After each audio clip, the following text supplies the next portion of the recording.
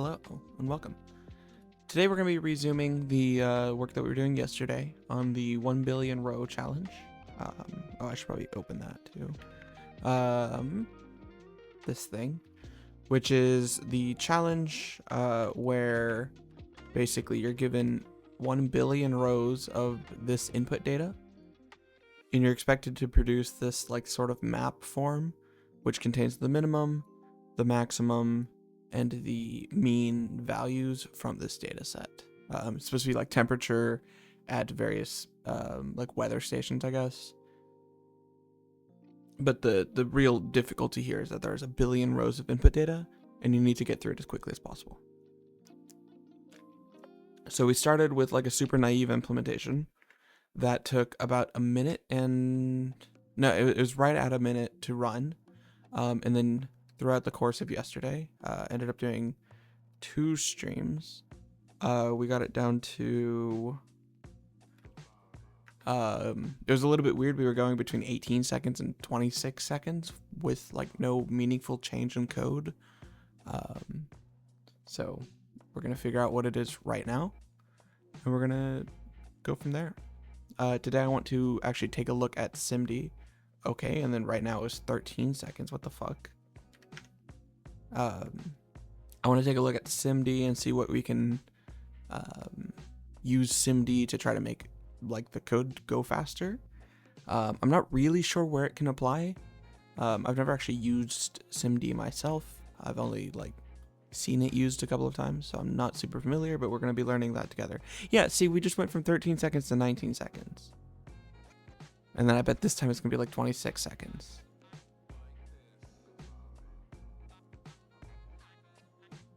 There's such a wide amount of variation here, and I don't really understand why.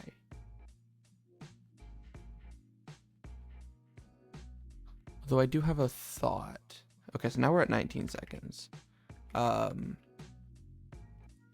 Let's see. One thing that I did think of just now. Let's switch this back to a vec.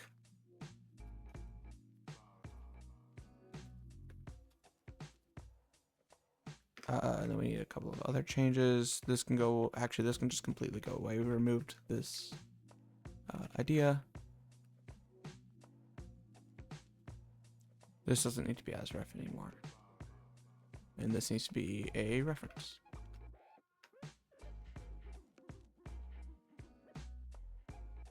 So we're going from 19 seconds to something slower, or something faster ideally, but we're gonna find out.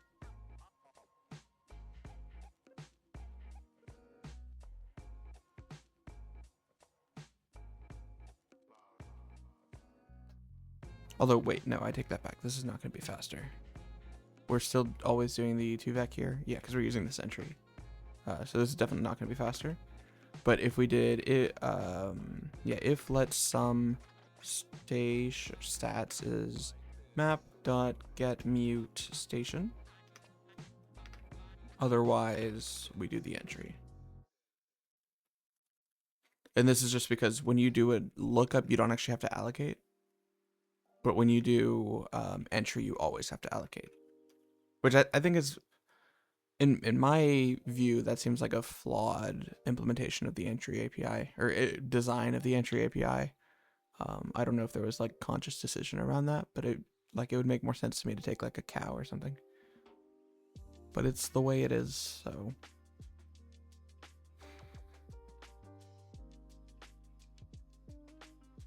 Okay, so we're at 19 seconds versus 20 seconds versus the 19 from before. So maybe this isn't faster. There's a little bit of a concern with using slices because we're using a memory map, that it'll have to hold on to some of that memory that it should be able to release. Like the kernel will have to hold on to memory that it should be able to release, because we're reading sequentially. Okay, so maybe this doesn't help. Let's undo all of that. This can go away again. This can be replaced, sure. Can I invert this condition?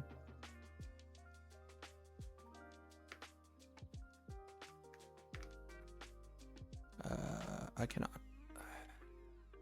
Guess I'll do it manually. I don't like this, if not.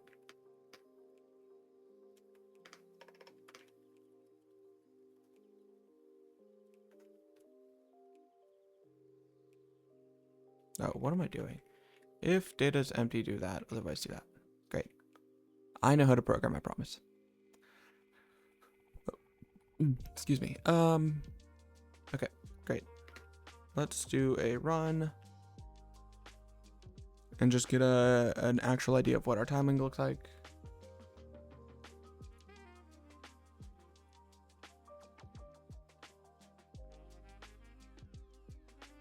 And this is also before we've parallelized anything, so we're still running on a single thread. I do want to hold off because that does make profiling a little bit more painful. Okay, so we're right at 19 seconds, 19.13. So let's do a perf record.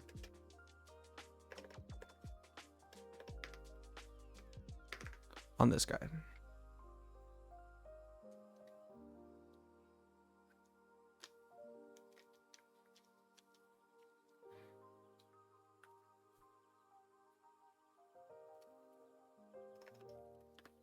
And then see what we get. Okay, so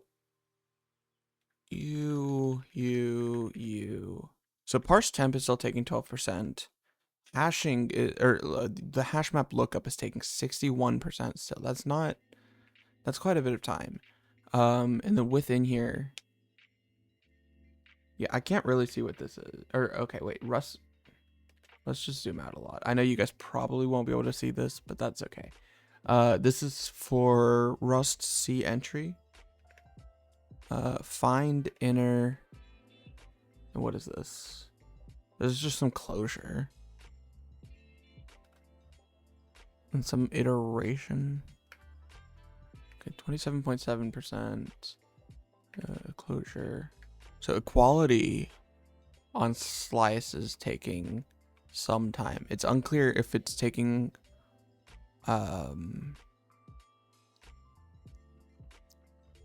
yeah, it's unclear how much time it's taking, but within the 27% in this hash map, it's taking it's the only thing that's actually in here.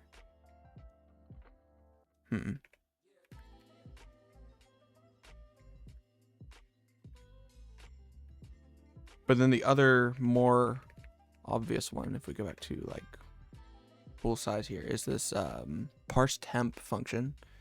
Is still fairly slow. I mean, you can see subtraction alone is taking a fair amount of time, which is like at this point it's kind of questionable how much we can improve. Hold on, let me do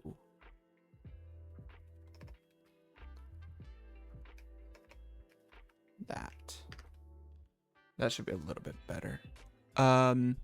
Yeah, so if we go to parse temp, you'll see we do subtraction in order to actually get a byte, to see what like the values are.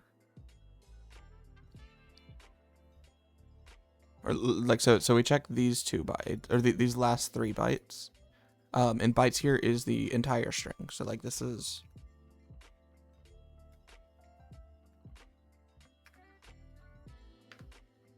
like that, where you have the station name and then the semicolon and then the like the temperature, that's what it's called. But we kind of just walk the list here and then do a little bit of math. And we have assumptions here because we know that the last byte is going to be a digit. Then we know that we have a dot, so we just skip it, we ignore it. And then we know that we have another digit. But then the tricky part comes in this column and this column. Or I guess this column and this column. Right, because now here we have a branch. Although even like here, so what we saw in here, that subtraction is already 2.26%. But we do it here, or so I guess each of these gets is a subtraction. So 1, 2, plus these guys. I mean, I guess we do a fair amount. This could be a candidate for SIMD. Not really sure how that would work. So, okay, wait. So here's the thing. So we have 0 through 9. If we open the ASCII manual, where does so 0 is here? Yeah, here. And semicolon is down here, which means what does that mean? So if we take, say we always have the case of 0, 0, dot 0, 0, dot 0. Where does minus fall, by the way? So minus is before. Interesting. So minus, if minus is before the 10, what does that even mean? Not a whole lot, to be honest. So here's what I'm thinking. We take this string, and then if we subtract 0 from all of it, or not 0, but the ASCII digit 0. How can I demonstrate that? You know what? I'm gonna draw. Let me get my tablet.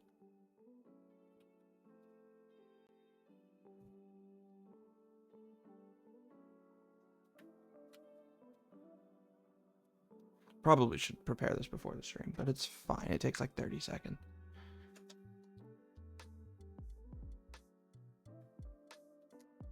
Okay, let's do Krita.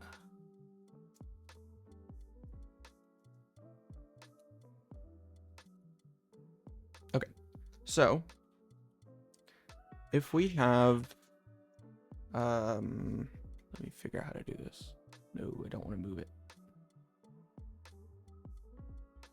How do I make the thing smaller? That is how I make the thing smaller. There we go.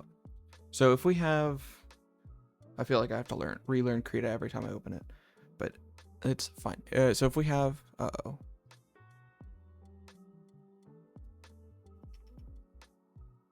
okay.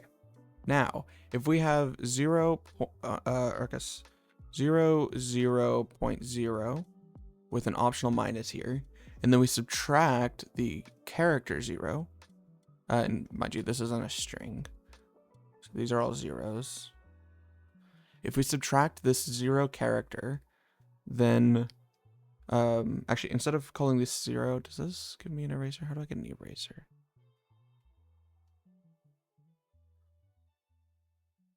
That is technically an eraser. That works. Okay.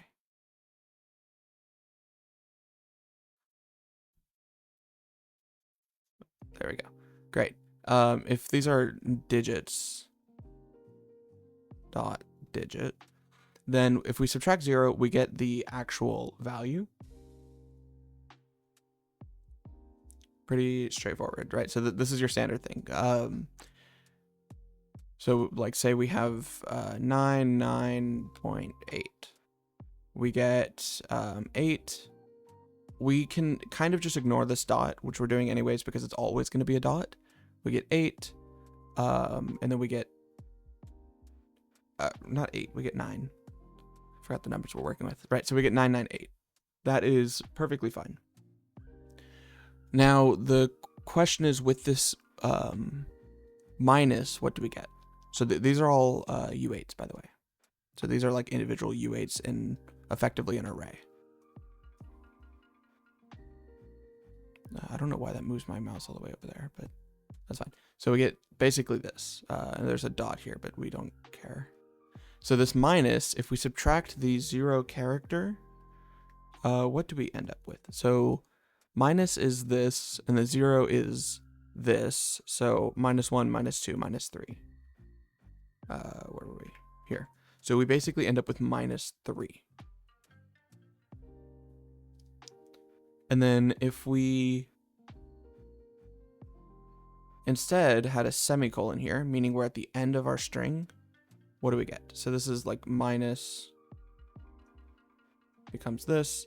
If we have a semicolon, then we end up with what? So semicolon, if we come back to our ASCII table, comes afterwards. So 10, 11. We end up with 11. 11 and then the same thing. So 11 9, 9, it doesn't even matter, 8. Okay, so this is a quick way by just adding a number to see whether we have, whether our thing needs to be negative, which is if we get -3 here, or if it needs to be, or I guess if this is the end. This is interesting. So what I'm thinking is we take like the end of the string and we load it into, let's see. Let's look at the SIMD. I think U8 by 8 is our smallest. Yeah, we're gonna be using the portable SIMD feature, just because that makes SIMD a little bit nicer to work with. But if we do, I mean, could we do an I8 by 4? So that would give us the digit, then the dot, then the 2 digits, but we would be missing the minus. So no, we need I8 by 8. And we can just load the end of the string into this like SIMD structure, I guess. I don't know what the correct term is. Vector, I think. I don't know. I've never actually used SIMD, but we load it in here, and then we can. What? I just pressed a button on my tablet. I did not expect it to refresh, I guess. Right. So we load into here, and then we can do a subtraction of 0 on everything, which will give us this array down here. And so this is the case where we have our full temperature. And then the case where we have a shorter one, so shortest one we can get is 9.9 with a semicolon in front of it, or a semicolon minus 9.9, like that. And then if we subtract 0, I guess let's do this. Let's say semicolon 9.9 and then semicolon minus 9.9 gives us, and this is as a string, I guess, to be super precise. It gives us, in our thing, we get, I mean, we get some noise here. Then we get 11. Yeah, we get 11, 9, some ignored slot, 9. And here we get 11 minus 3, 9, some garbage, 9.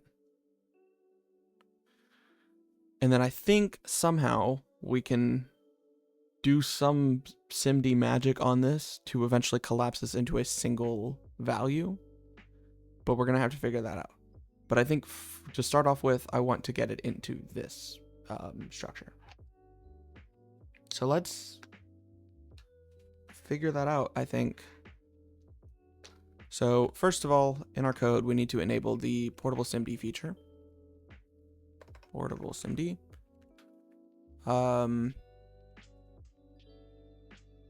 And then in parse data, or parse temp, I want to start off with literally just saying bytes at, or I guess I8 by 8. And then I don't know how to get this from like a slice or from an array. As array.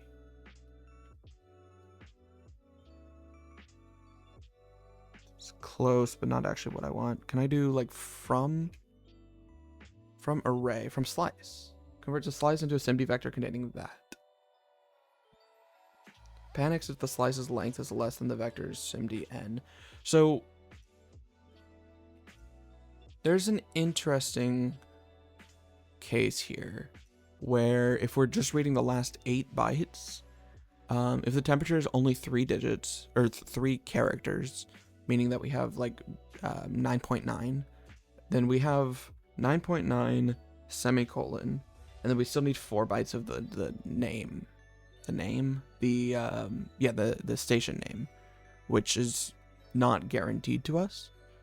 So I think in here it says use load or default. which I think will work. But one aspect of this is we're going to be put into the first, yeah, we're going to be put at the start of the slice, which I think might become mildly annoying.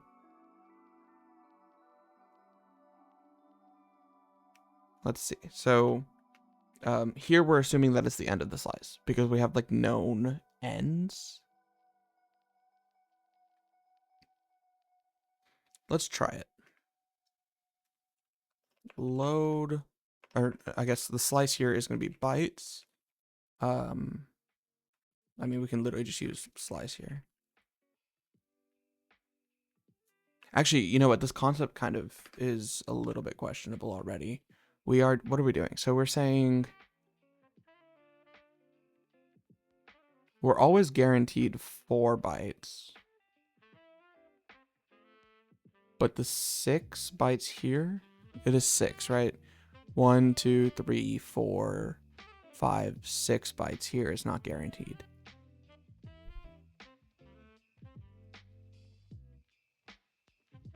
That's a little bit annoying. Right, because, I mean, if you think about it, if we have... no, I guess you know what? If we have 5 bytes, we only care about 5 bytes. Right, we only care about the minus hash hash dot hash. If we have a semicolon here, but if we have a minus in this spot, then we know that there's a semicolon here. So we can kind of just assume that that's the case.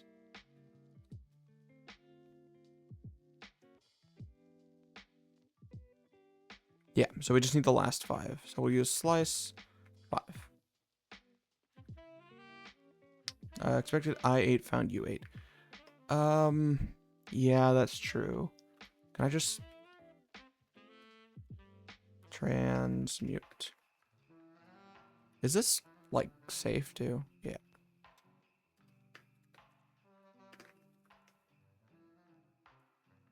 Expected unit found SIMD. Great. So this is going to be our, I don't know, line.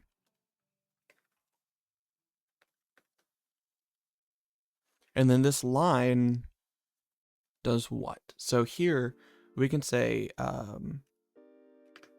0 is going to be I8 by 8 splat.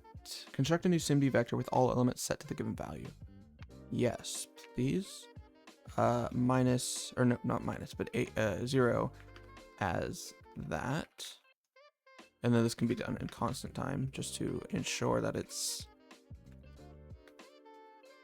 done when we want it. So this is going to be basically an I8 by 8 with the 0 byte in every position, which is pretty much what we want. And then we can, I think, just say line minus 0. And then this SIMD is the, this guy. This should be this individual array. I want to, can I just like debug this?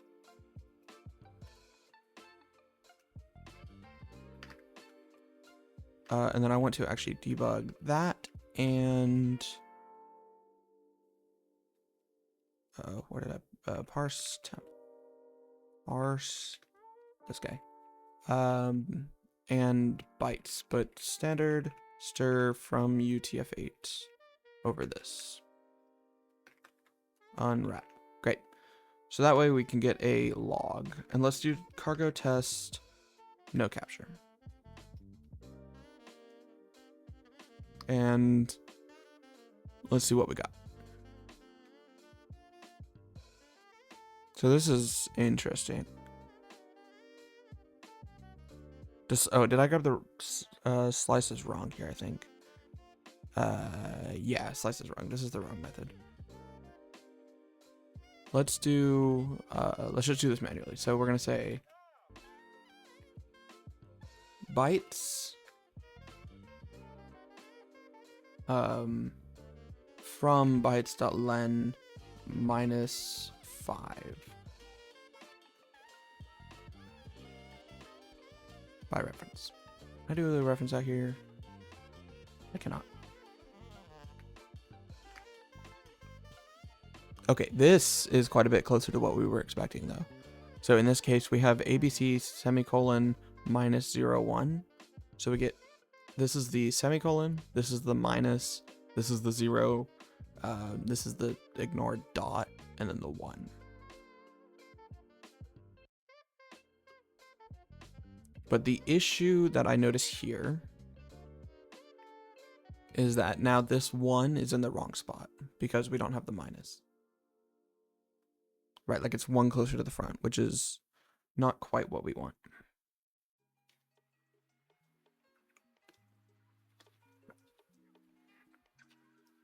So what can we do about that?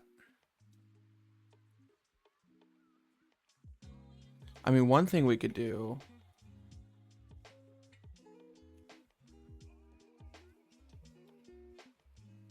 is try this. What does this do? It doesn't actually panic, which is surprising. Like, I'm actually quite surprised about that. But it's also not quite right. Why does this get minus 48? Oh. Yeah, no, this is just wrong. Never mind. So...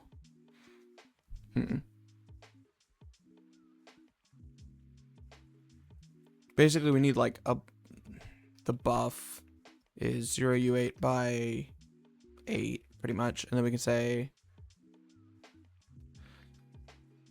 I mean, I'm basically doing what load or default does. So I wonder if there's maybe a better way to do this. But we could say bytes up to... Or starting at bytes.len minus 5 and on.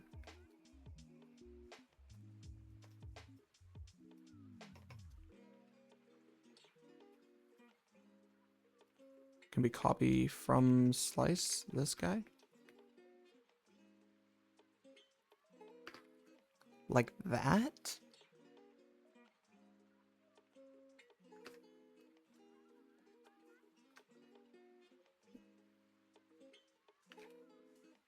And then this guy needs to go from the buff.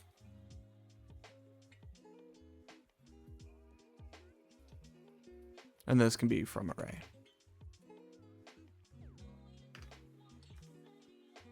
And then now this 1 always ends up at the end, which is a little bit better, but I feel like that might degrade some of the performance.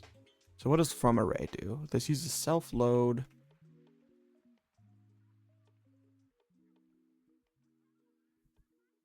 Loads a vector from an array of t. This function is necessary since SIMD has padding for non-power 2 vectors. At the time of writing, with padding, read on a line will read past the end of the array. Okay. Reading pointer must be safe. That's fine. So I'm not actually passing a pointer to an array here.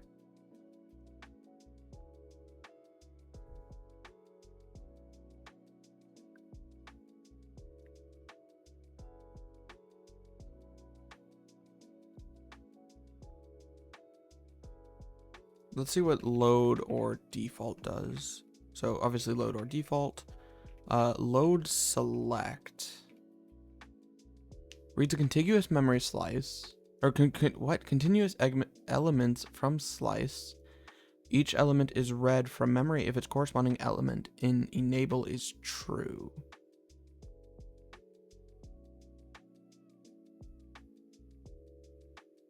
Okay, what is OR? Oh, OR is the default value. So load select is almost what we want too. Is there a way that we can make that?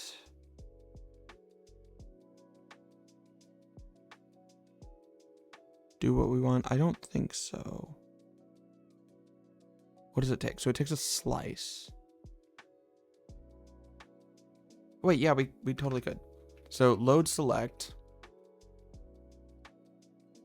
takes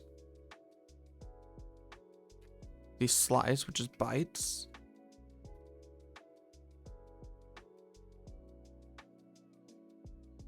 No, we couldn't. Right, so we would need slice to be at least length 8, which it cannot be. right? Is that true? I think that's true.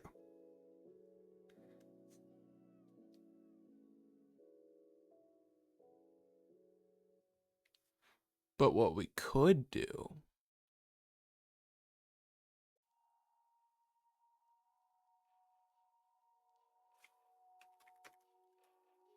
is do this and then do an I8. Wait, what does this accept? So this takes a mask. T as SIMD element mask by N. What is SIMD element? Or what is the mask of I8? I8 mask is an I8. So this is going to be an I8 by 8. Although, wait, what is... It says splat true. Well, that's interesting. Can I just do I8 by 8 from array? True. True, or I guess 1 1 1 1 1 0 0 0.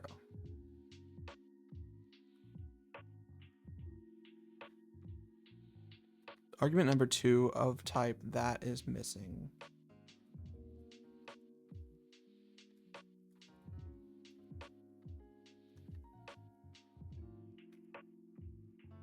Okay, what is the third argument? Third argument is the default, so just 0. And then this expects a bool, so true,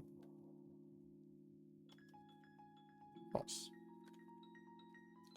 Expected I8 fund U8, that's fine.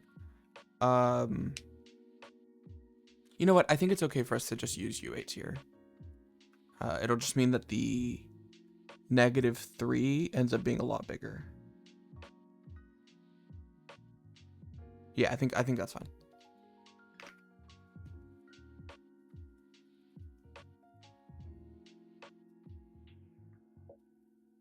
What is the default supposed to be? Default is supposed to be a SIMD. Okay. U8x8 splat 0. And this needs to be, I don't know if we actually have to specify that these are constant values, but I don't want them to be computed at runtime. This is not const. Oh.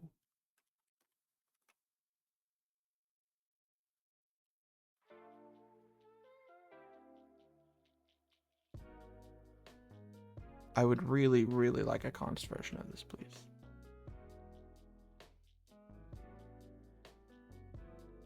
I don't see any reason why it couldn't be const. What is self? Self here is a mask. Great. Okay, well, let's hope that from array is fairly cheap. It's a transmute.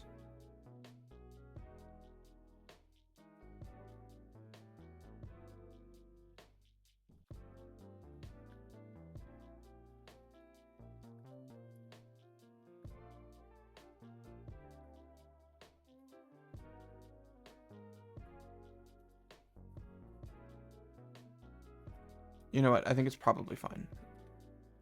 We're just gonna not get bogged down in the details yet. So this will grab the first 5 values, which makes sense because that's what we want from here.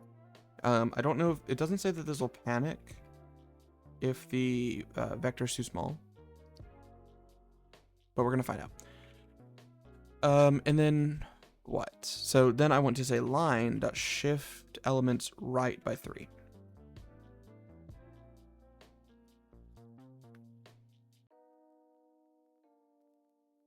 Wait, shifts the vector elements to the right by offset, filling in with padding from the left. Oh, I see. And then this is going to be line. And then now let's see. This should do the same thing. Except now we have 254 there. That's weird. Let's do debug. And then I guess we're not using buff anymore. Then we debug line, then debug line, then we debug line. Do all of the debugging. I would also like this to just be ePrint line, because I don't really need all the fancy formatted debug. Like this. This is fine. So we start off with, so with this string, that's fine. We get 48, 46, 49. So that is the 0.1. That's correct. Oh, actually, no, this is correct. So we get 0, some noise, which is the dot here. And then 1, which is the 1. Same thing here. We get 0.1. And then we get 11. And this 253 is the -3 now. I thought okay, yeah, we are using U8s. So that's seemingly correct. We have some garbage at the start, but I think that's fine. So then now there is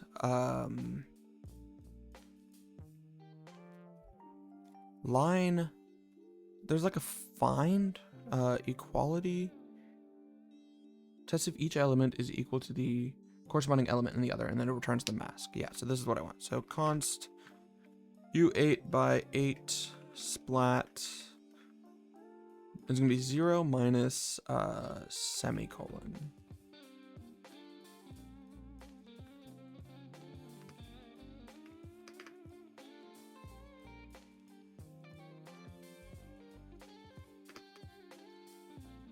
Let me just add a little bit of, hey, what is each thing here? Like that. Not quite. What? Attempt to compute that, which would overflow. Yeah, I agree. Why are you not showing up in here? Dot wrapping sub.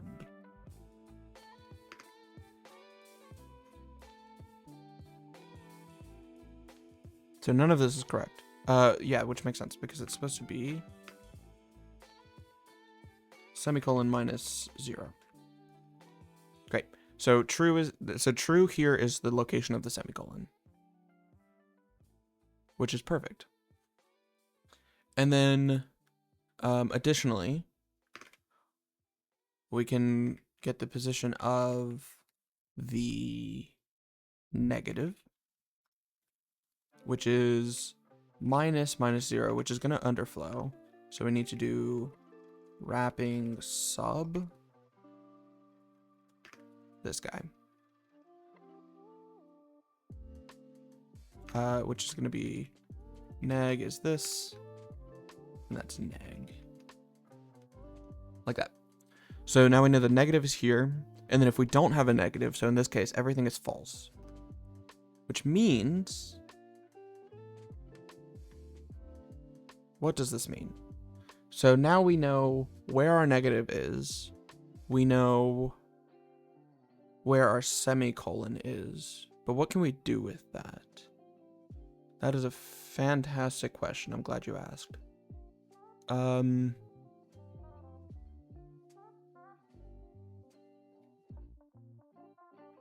don't know. Hope that helps. Okay. Can we convert from a U8 by 8 into a U16 by 8? Is that a thing we can do? So, U8 by 8. I guess, U16 by 8. So we have from array. That's not what I want. This is part of, this one is like kind of a weird thing. Resize extends the length of the vector, so that's not quite what I want. Extract a vector from another vector. That's also not what I want.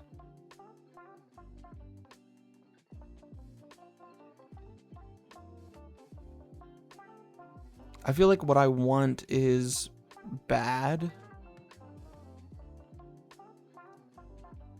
So what I'm thinking here is if we have, if we go back to our drawing, once we have this, let me do a new layer and just disable this for now. Once we have our array, which is basically something 11 minus 3 9 something 9, we could take this and multiply it by by 10, no, by 1 0 10, then this value is a little bit weird, but then zeros for the rest of the array, or not the array, the vector, the SIMD vector. We take this, then what do we do? Then we can literally just add them together. But the problem with doing something like that is that if we have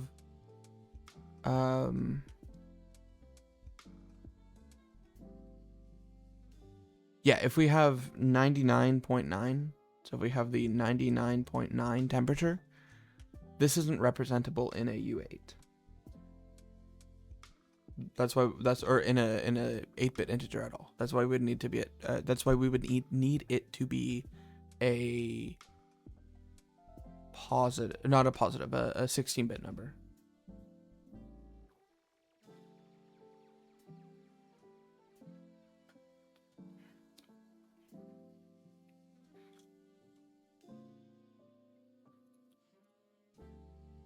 And that is the current the current conundrum that I'm thinking about right now. So let's see. We know that we know we have a lot of stuff, but what do we do with it?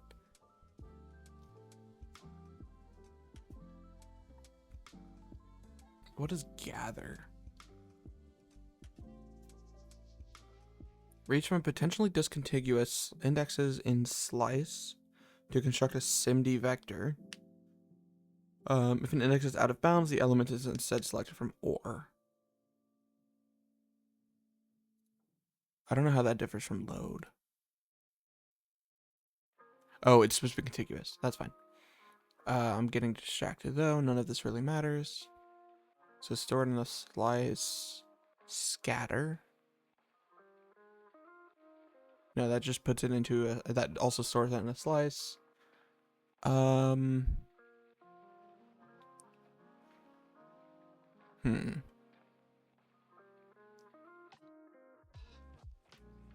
the only thing I can think of is we literally do just end up putting it into a slice, and then, or like even an array, and then we like read from that array, or we convert that array basically, which is not terribly great for performance.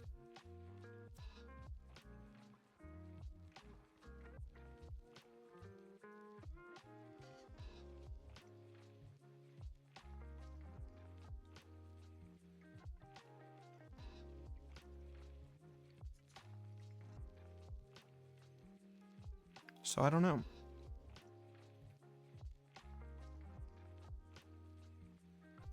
Oh, we're looking specifically at I. That's fine. Let's go back to U8 by 8, which is what we're using now. U8 by 8 is gonna be down here because alphabet. U8 by 8. This guy. So I wonder if there's a way. So there's interleave. Interleave two vectors.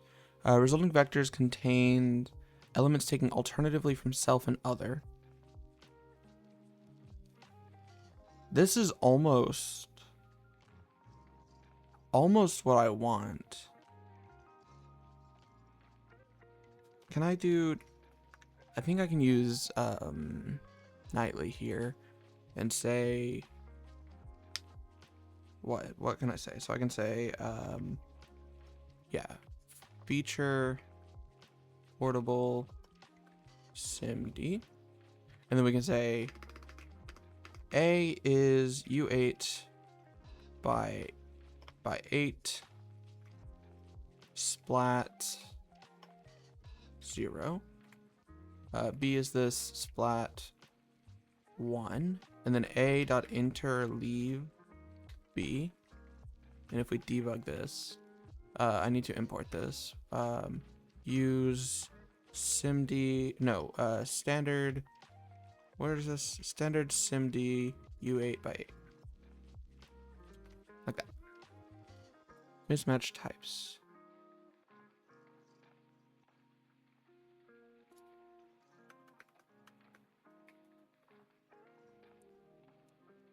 So we end up with 0, 1, 0, 1.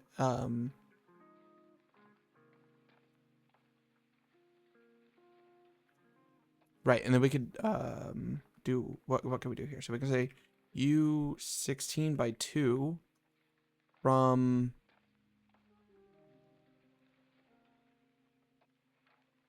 no, not U16 by 2. It's U16 by 4.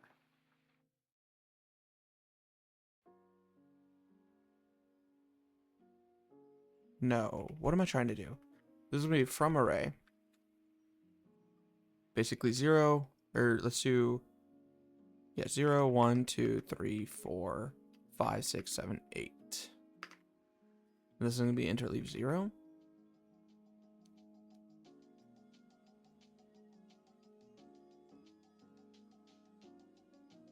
What is this complaining about? Expected array of size. Oh, I'm being stupid. That is what I meant. Okay, so we get 0, 0, 0. Oh, we get 1, 0. That's interesting. B interleave A, sure. Then we get 0, 0, 0, 1, 0, 2, 0, 3.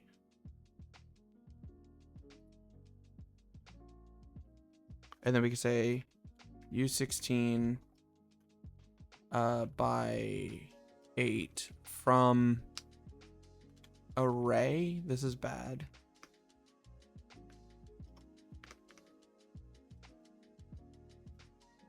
Is going to be B interleave B A. And then we're going to say from array. And then this is going to be pretty bad. It's going to be, can I get you to be like over here? Is that a thing I can do? Because this is really not great. I thought it defaulted to being on the... Really?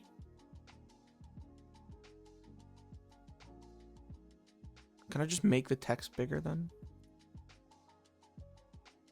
No, I literally can't. I have to zoom in.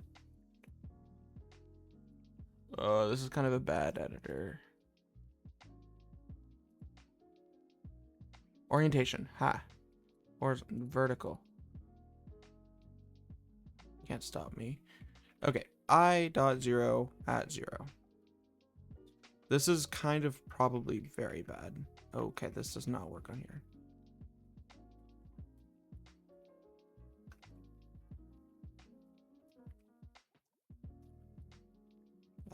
Wow, this Vim binding is not great. Oop. Does this work? Expected semicolon found debug. Yeah. Good point. C. So this is bad, but it works maybe to convert from U8 by 8. Use of unresolved type. Yeah, that's fine. Let's do that. No method named interleave. That's because I can't spell. Expected U16 found U8. Yeah, that is true. So we need to cast these. And we get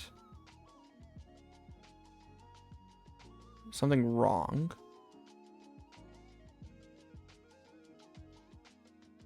Oh, yeah, of course we get something wrong. This needs to be IA, IB. So for the two interleaved pairs that we get, then we need to say IA is a U16 by 4.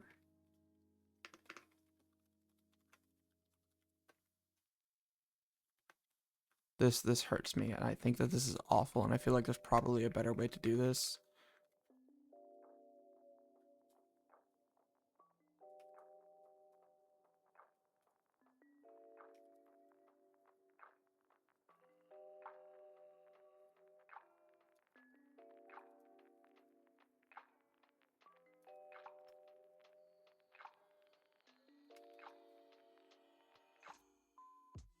And then I think I was right the first time that this needs to be A and this needs to be B. Because that converts from this U8 by 8 into this U16 by 16, or U16 by 8. But I feel like this is done pretty poorly. But we don't have to iterate it or anything. Well, sort of. We do kind of manually iterate right here. So I'm not sure which is better.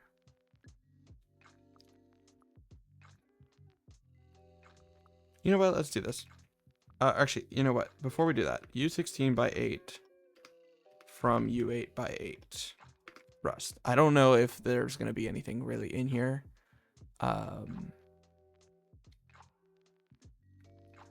Largely because SIMD, or like portable SIMD hasn't landed yet. Let's see if maybe Google has something better. Let's look at what does this clanker have to say. U8 by 8, using blah.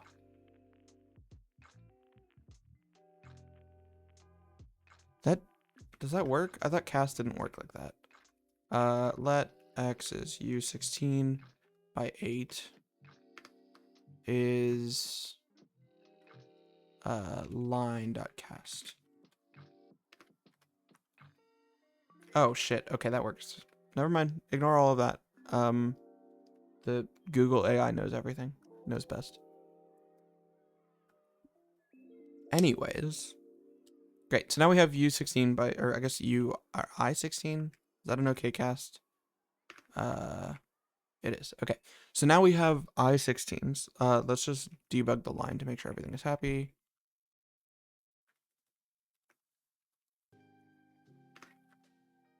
It's going to be actually incorrect thinking about it. We want...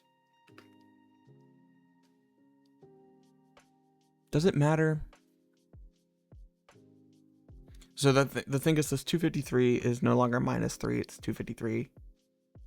But I think it's fine. So then we're also going to have... And I am being super verbose. I'm putting this into a bunch of variables because I think it's fine. We'll probably end up cleaning this up a little bit, but for now this is fine.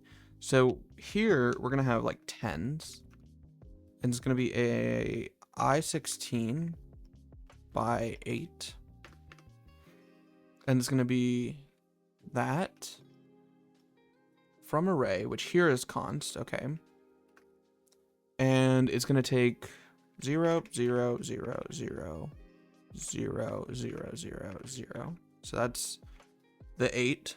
The last place takes a 1. Second to last place takes nothing. That is the dot. Then we have a 10, and here we have a 100. Now we want to multiply this by line.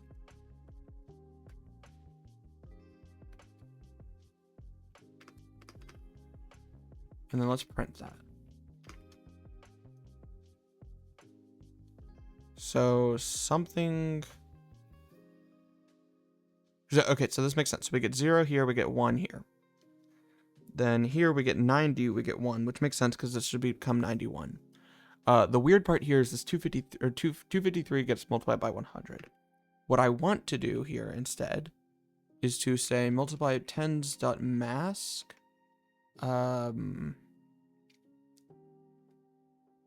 Shit, I thought that would work. Or is there like neg.mask? Or select, maybe? Is there, okay, wait, is there a way to multiply and select?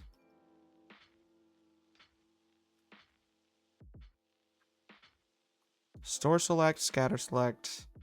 Let's see, actually, let's go back here, on here. Let's see what select options we have. Loader select, load select, gather or, gather select, gather select, gather select. All of these things that are no longer words in my head anymore. Storing. Okay, no, I think what we want is neg.mask, .select mask. Wait, what is this? True, it takes a mask. That's not what I want. But select. Select is what I want. Okay. It's going to be tens. False is going to be U8, or U, what is this, I16 by 8. Is there like a 0? No, there's just splat 0. Ah, what the fuck? What? Oh my god. I16 by 8, splat 0.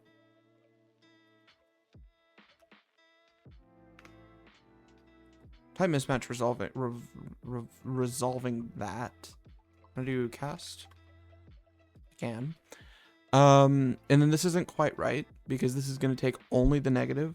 What I really want is to do not negative. No, we'll do not negative. So now we get 1. Here we get 11. This is weird. Why do we get 100 here? Oh, shit. So we're still... Yeah, we're still applying to the semicolon here. How do we get around that?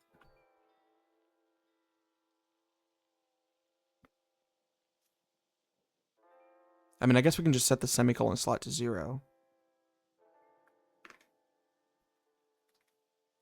So literally, semi dot past dot select line or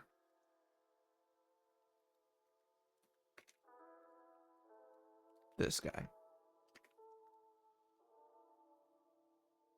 So that did not work. Great.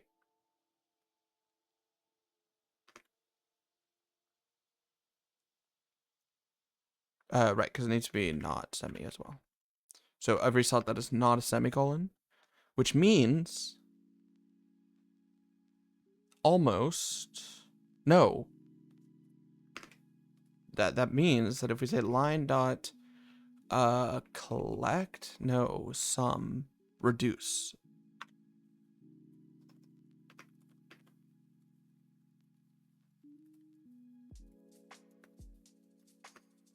That's almost correct. So we get 1, 1, 91, 91, 421, 421. Okay. So now the only thing that's missing here is the negative. And what we can do for that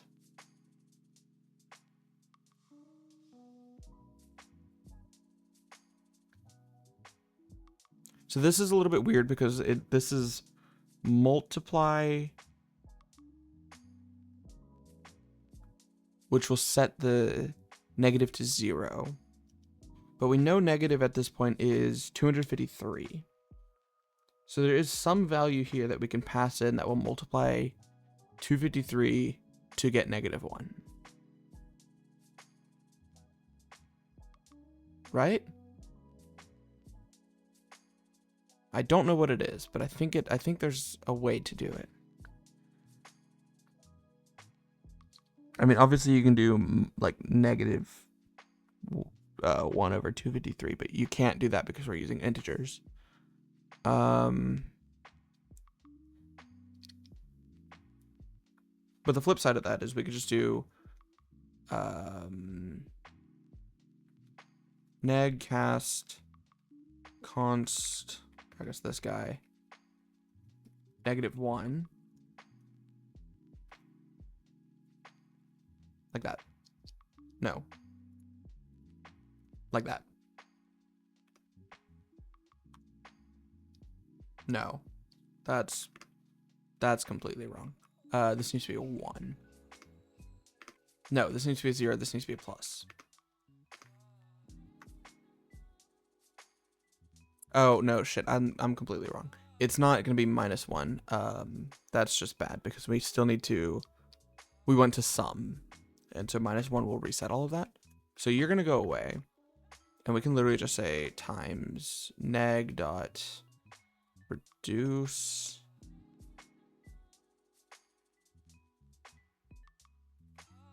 all. What does this do? Any. U or I16 from neg any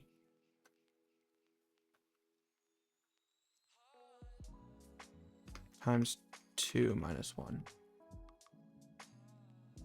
So if any negative values are set, no, then we need to say none. Is there like a none? No. Okay.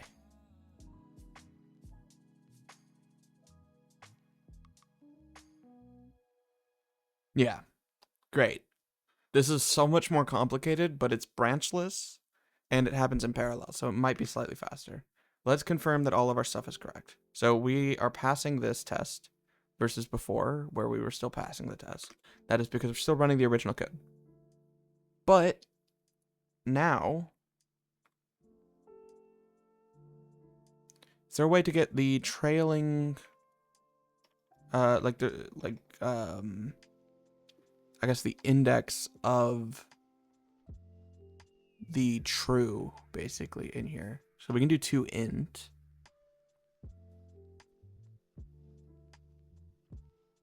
Wait, converts the mask to a vector of integers, which 0 represents false and -1 represents true. Does that work here? Not really, so never mind.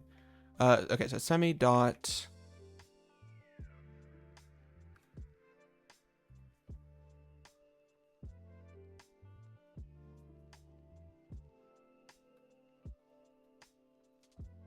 test the value of a specified element, sets the value of a specified element.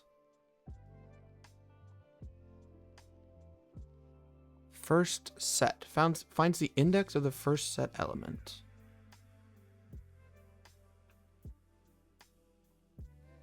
That I think is what I want.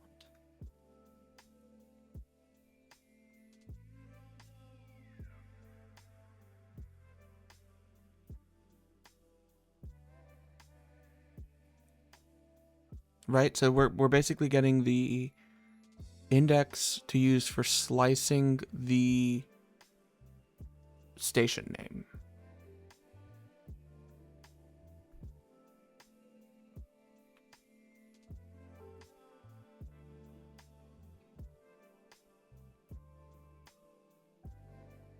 And I think, okay, yeah, I think first set finds the index of the first set element. No, I think I want to do bit mask and then do trailing zeros, which will get us the distance from the end.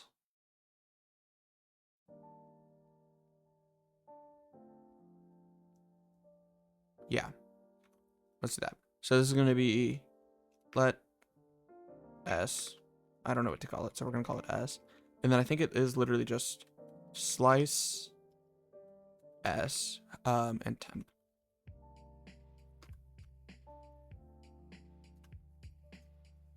Trailing zeros here is a U32. It needs to be U size. So we are now getting some compile failures. Now we need to figure out what this is about. So let's see.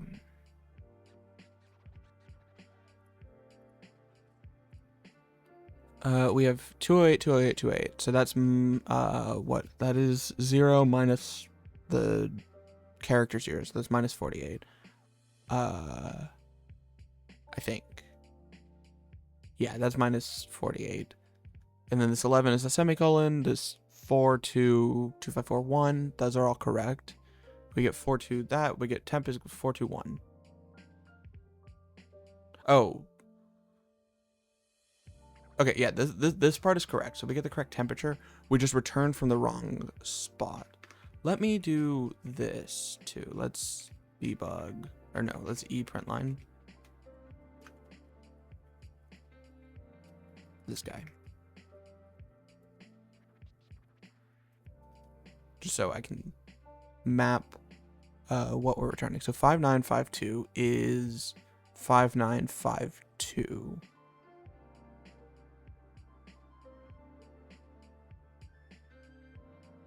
Okay, I think we have an off by 1. Off by 2? That's really weird. 59 is this semicolon. 52 is the 4. So let's see. I want to see what the trailing zeros ends up being.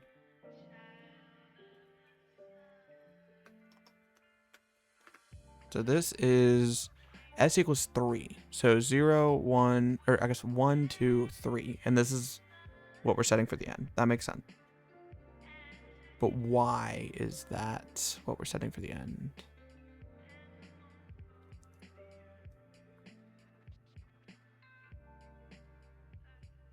Oh, because we're shifting right by 3.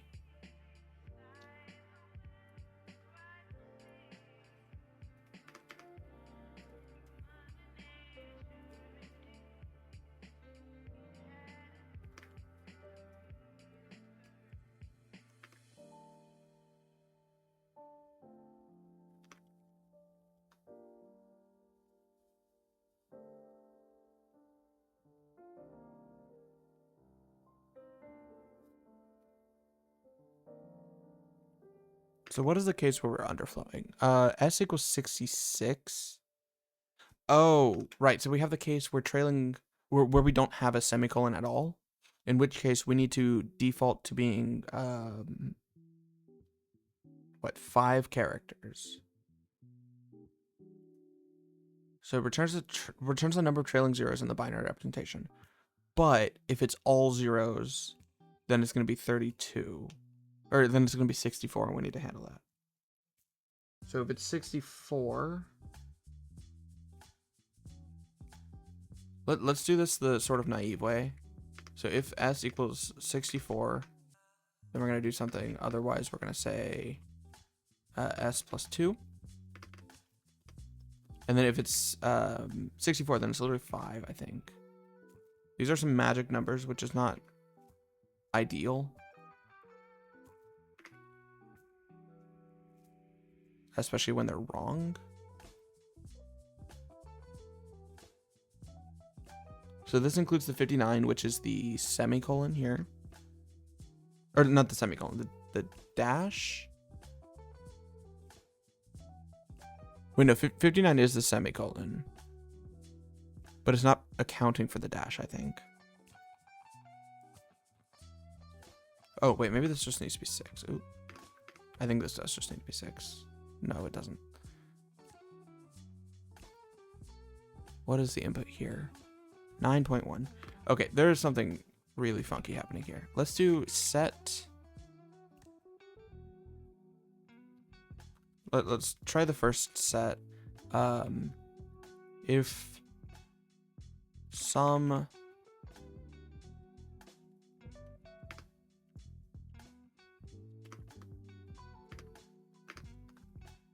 so if the first set is what?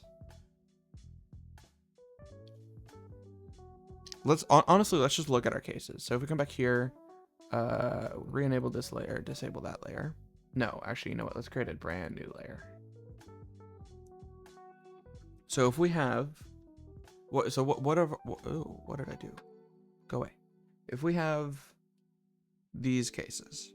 So case 1, we have 9.9. Case 2. No, let's do it a little bit better. A, B, C, semicolon, 9.9. Case 2, we have A, B, C, semicolon, negative 9.9. Case 3, we have A, B, C, semicolon, C, semicolon, 99.9. Trying to keep these mostly in line, but I don't think it super matters. And then finally we have A, B, C, semicolon, minus 99.9. So in this case, what is our chunk here that is being put into the doodad? So we end up with into the SIMD, the vector, we end up with these, I guess, like this being the chunk.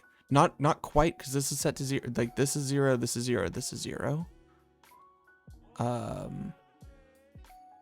it doesn't really matter. So we do this. Our semicolon is set to be here, which is at index 0, 1, 2, 3, 4, 5. Wait, no, so sorry. 0, 1, 2, 3, 4. So this becomes 4. This one, semicolon, is set to be, I guess, 3. This is also 3. 3. And then this one is 2. So we need to effectively subtract something from the end in order to get this slice. So interestingly, the bigger numbers are going to be less that we subtract. So we take the length, and then we're going to subtract 3, which will immediately put us at, so 1, 2, 3. So that'll put us here. And then it's going to be minus, what is 3 minus, like s is where the semicolon is. So 3 minus s would get this down to be 1. So from here to here, so that's correct. Then 3 minus 1 gives us to 0. So that's incorrect. So this is wrong.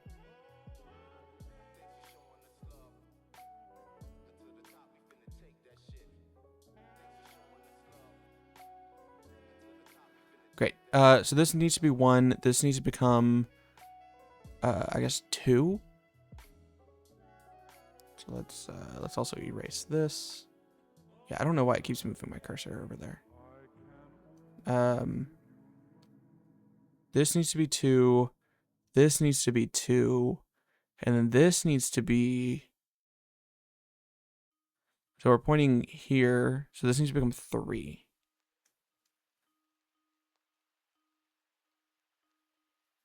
This is a 1. So we need a funny little formula that can do this. But my brain is not mathing right now. So you know what? Let's do this. Let's just take a quick break because my brain can't math. And we'll be right back in like 5 minutes.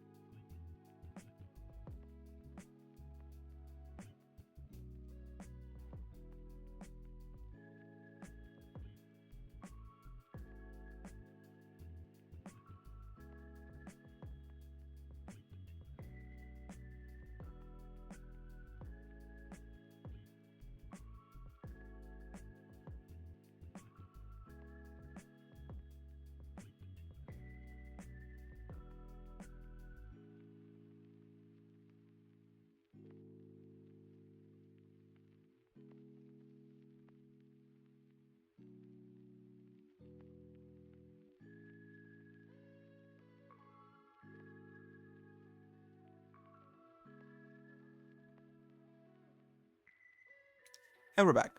Okay, let's see. So we need to convert from 4 to 1, from 3 to 2, and from 2 to 3.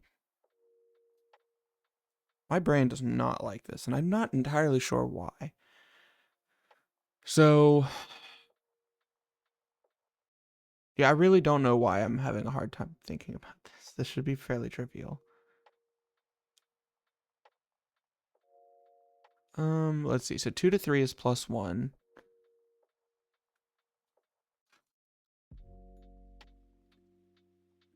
What are you doing? What are you doing? What are you doing? No. Uh-oh.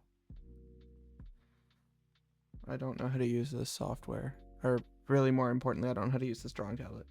Can you go back to like default? That'd be really cool. Okay, now can you make my brush size like significantly smaller?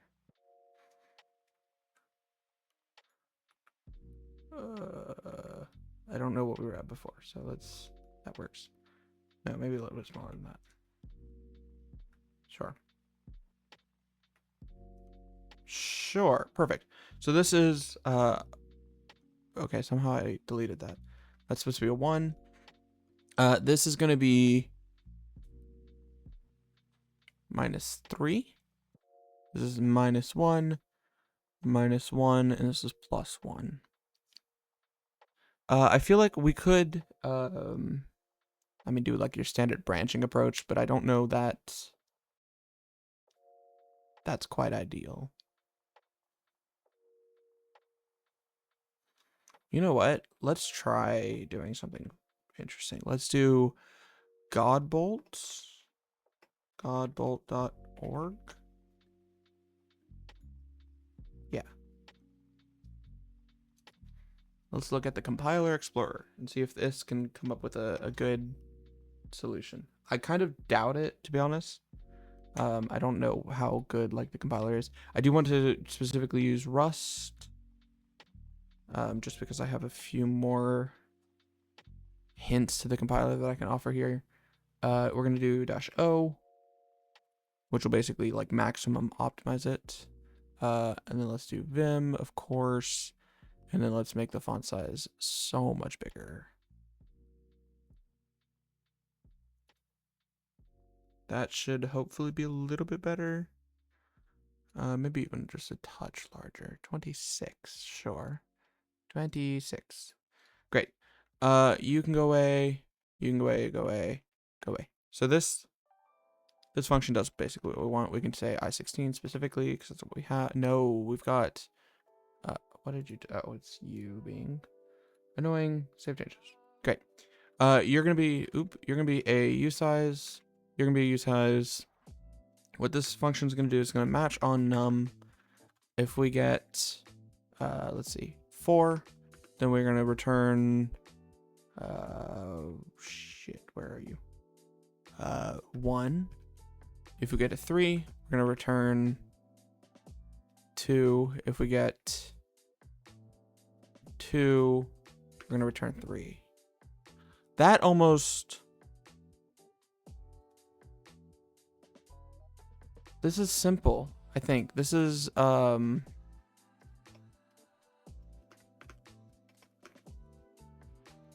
this is just 5 minus n. Yeah, what? Where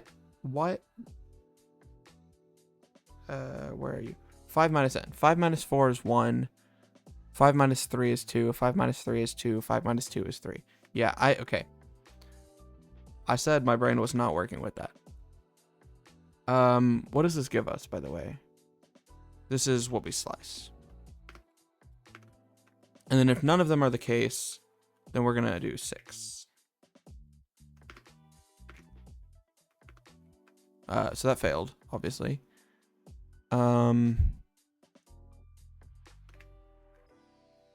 Minus 3. Plus 3. Okay, that plus 3 comes from us shifting it up here. This shift element's right by 3. Okay. Now for the actual test. Is this any faster? That is the ultimate question, I think. because we spent all of this time on here, and there's a non-zero chance that it changed literally nothing. What is, yeah, your specific parent.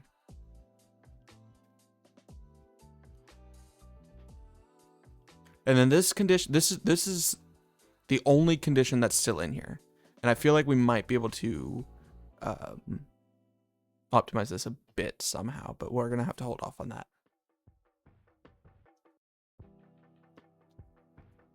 Yeah.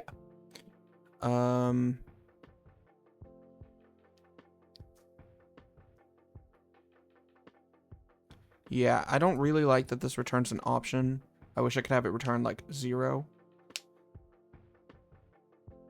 Or I mean, so zero is a little bit weird because you could have the first bit set, but we know that it can't be set. So there might be a slightly better approach here too, but we're gonna find out. So we test, we still work. If we test like that, we still work. All right, let's do cargo B, and not this, but we do that. And drum roll. I don't have like a soundboard or anything, so I can't really apply a drum roll, but pretend like you hear a drum roll in your head. I think the time we're trying to beat is like 19 seconds. So no fucking change at all. God damn it. Okay, so we just spent an hour and a half doing literally nothing.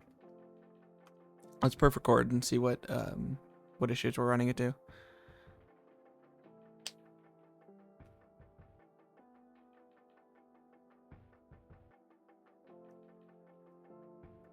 And then we can perf report. And we'll see what happens. Okay, so this. Parse temp is now 20%. Okay. So not only did we do nothing, we made it quite a bit worse. So shift elements right is expensive. That is an expensive operation that we're doing.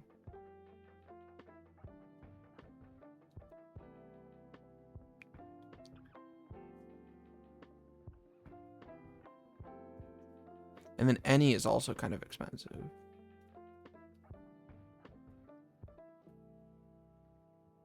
I'm a little okay. So first set, I was gonna say I was surprised that this isn't showing up. It is showing up, so a little bit less surprised. I wish that there was a first set like unchecked. Oh, it literally does that trailing zeros check that we were wanting to do before. So.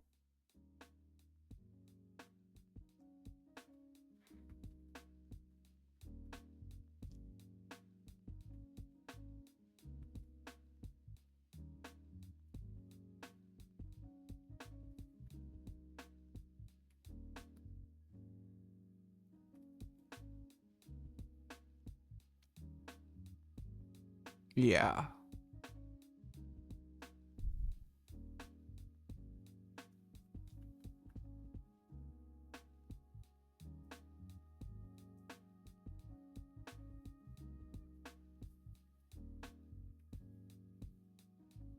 Target feature equals SSE. I don't know what SSE is. That's like a CPU thing, isn't it? Streaming SIMD extensions. I don't know if CPU supports this.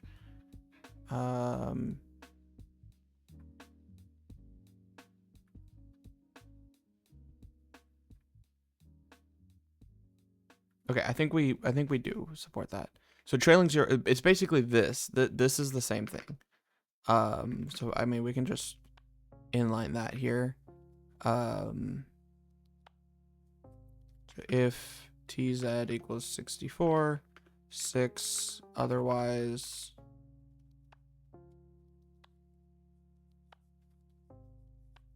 TZ like that. Correct. This is semi.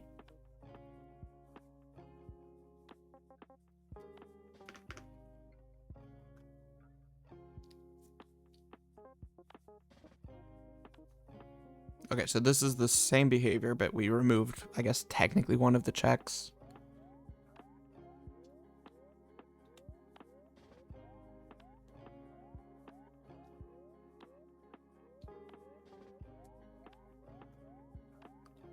I suspect, specifically because this is a power of 2, that there's a way for us to make this branchless.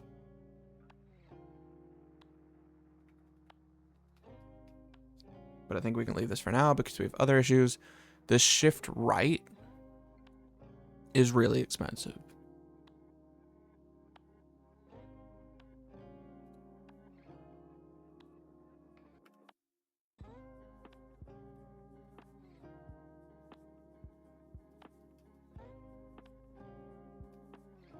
So it calls, let's see what this function does. So it implements swizzle. So it creates this structure. This is interesting. Why does it create a structure?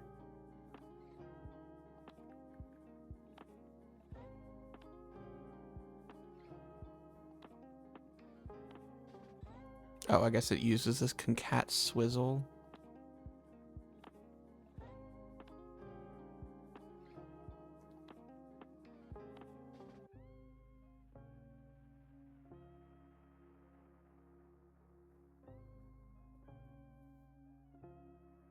I wonder if rotate element right is faster.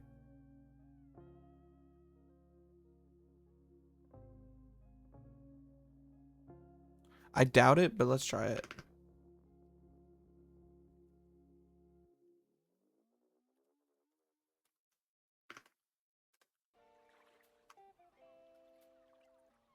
Yeah, let's just run it. Who knows? Maybe it will be.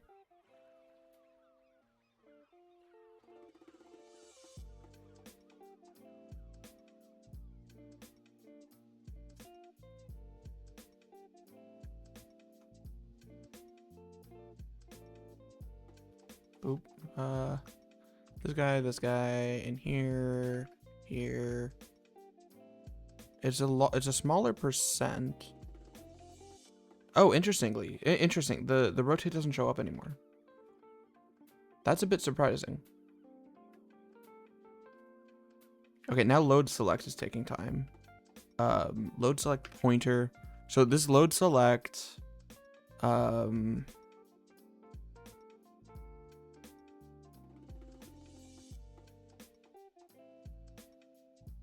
this is kind of unnecessary.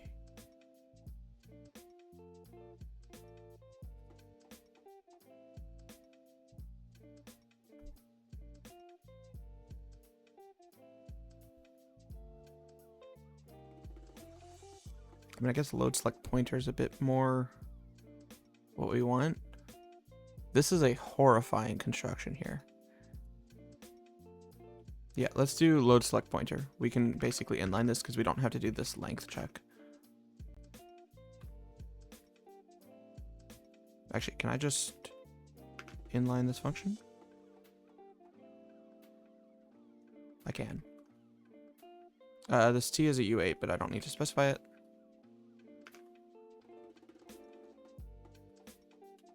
And then this is an I8X8.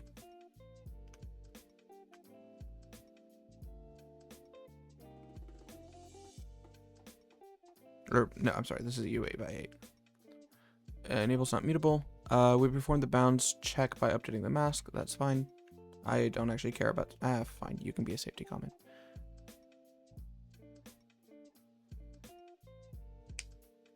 I don't know if this will really change anything, but let's find out.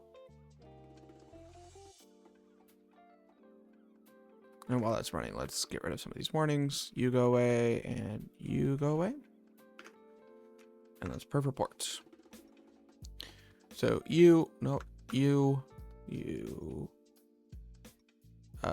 something has happened. But it might be fine. Okay, we are now spending a decent amount of time in load select pointer, which makes sense because we've now calling that instead of load select. Reduce sum is taking time. Any is still taking some time. What is the difference here? Any equals any? Core SIMD masks. Oh, it's the mask impl. And then 2-bit mask is also taking time.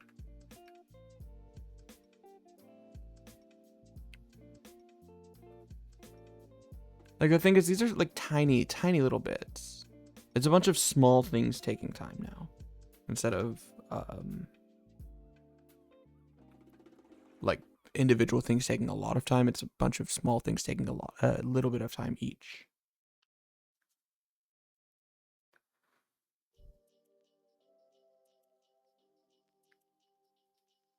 I do want to see, maybe, what if we did, this should be I-16. Like, if we just did everything as I-16, I wonder if it'd be slightly faster.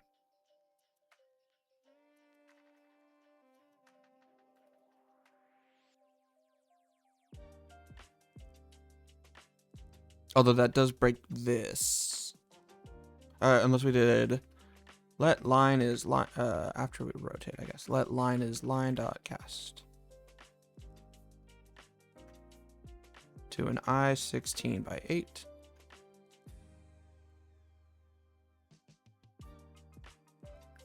Just so we don't have to keep switching between types. I don't know if that is costly. But we might as well find out. I guess we can do I-16 from here too.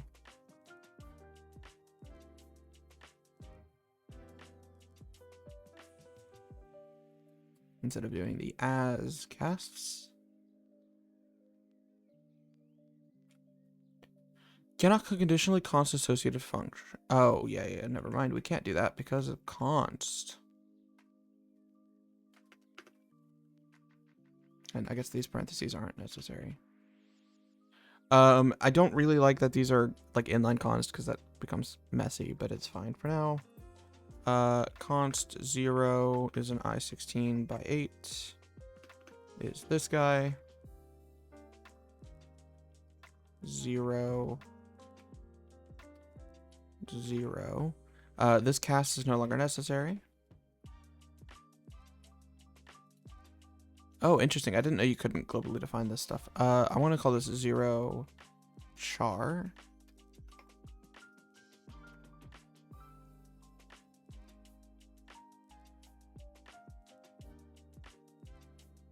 And then I wonder if there's a way to do both of these equalities at once.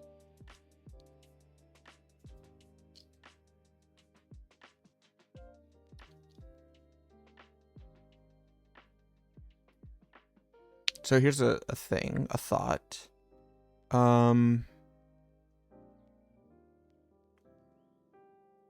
We could like divide or something. Actually, I take that back. I think we're fine like this. Line can be, that cast can go away. This can go away. Everything here can go away. This is wrong now though. So this actually needs to be as I-16 minus this as I-16, because now these can be negative numbers.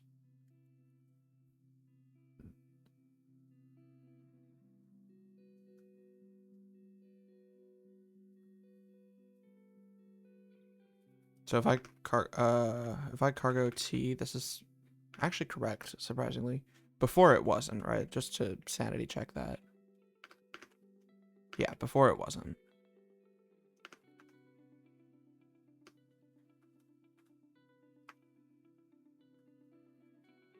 So let's do a quick perf record.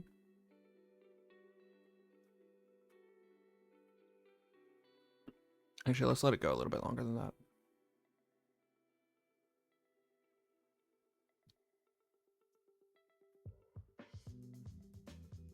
Okay. And then perf report.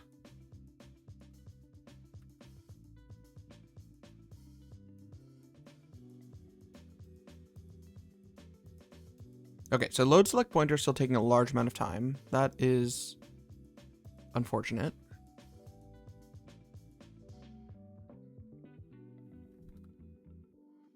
Two-bit mask. Like, all of these are taking some time.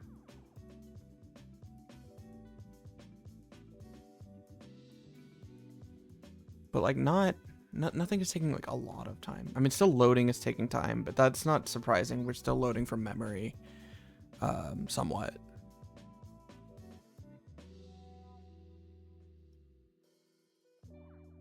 Can I? Oh, this is inline. Let's remove inline. Inline never. And then I also want to. So in here, we're not doing like. There's nothing fancy happening in here. Yeah. It does a SIMD masked load, which is intrinsic, so it's basically basically ends up being like a single assembly call. And then I think even from array ends up calling that same function.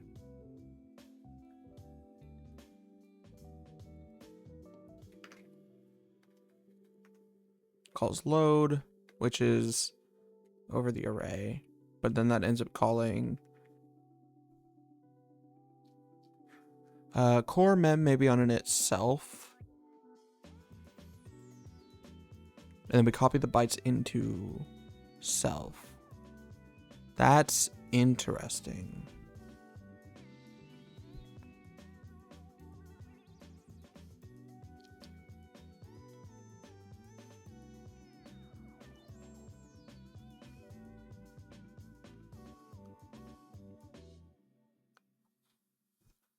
Because we could, I don't know if doing some like pointer shenanigans here would make any sense over just the from slice or from pointer, which is already what we're doing.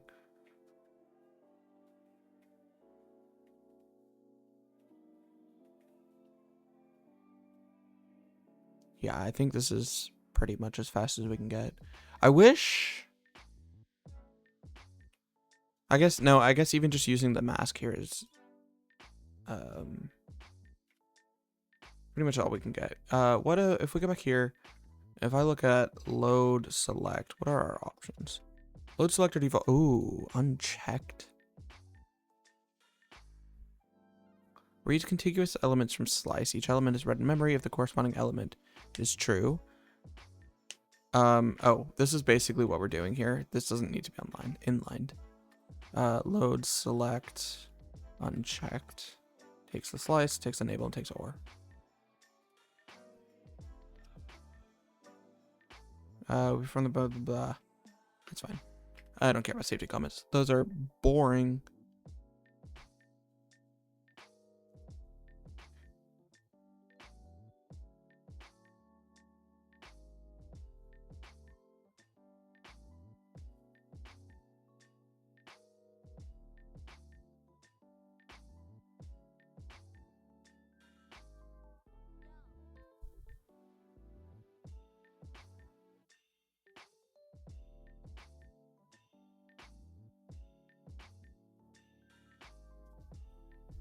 Mm-mm.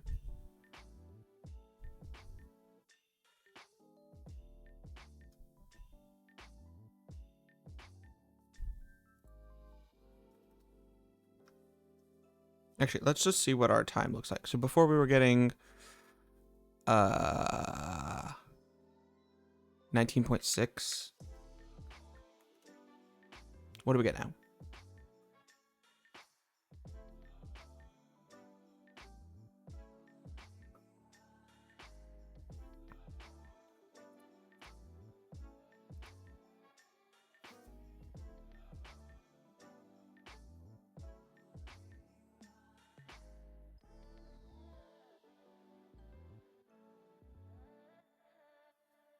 $20.21.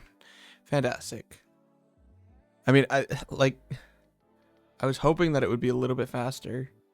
Oh, we're still actually, hold on. I forgot that we set to inline never for the purpose of profiling.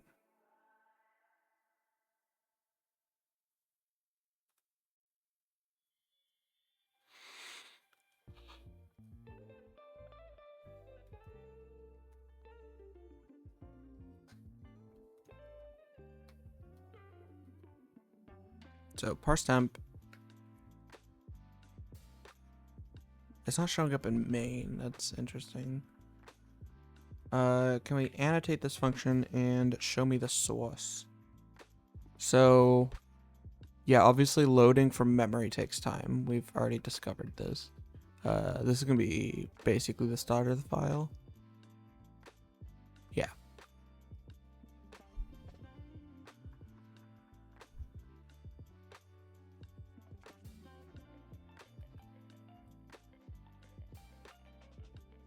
Oh, this is an aspect. We're still branching here. It doesn't matter because the branch never fails, but we are still branching here. Let's just get unchecked. Yeah.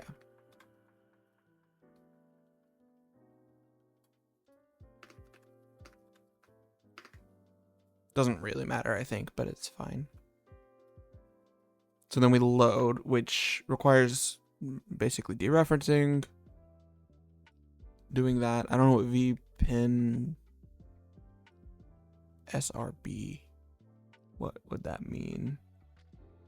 Yeah, I don't know. This is probably the conditional loading stuff.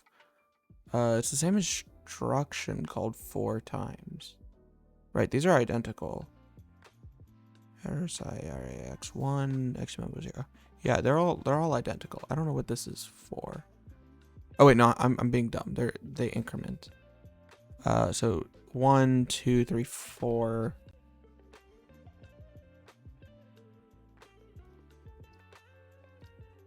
Yeah, I don't know what this instruction specifically does, but my guess is this is loading from the memory. VP add W.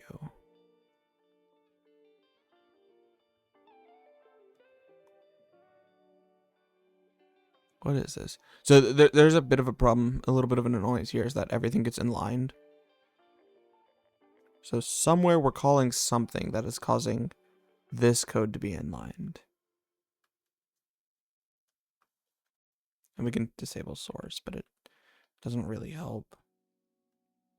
TZCNT. Trailing 0 count.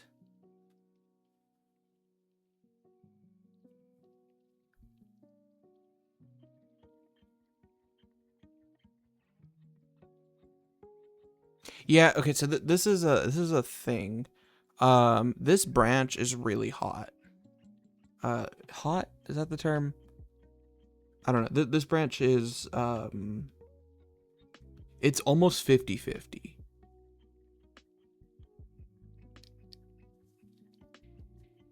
Which is not great. I don't see where it's actually calculating the value in that branch though.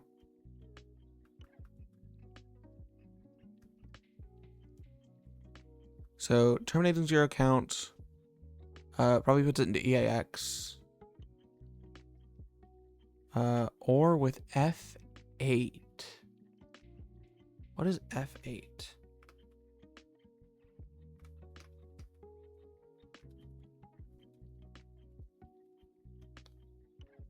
That. So 5 1s and 3 zeros.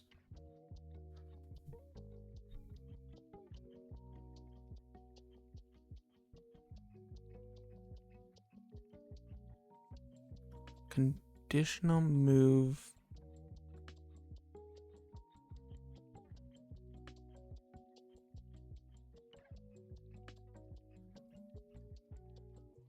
What is FA?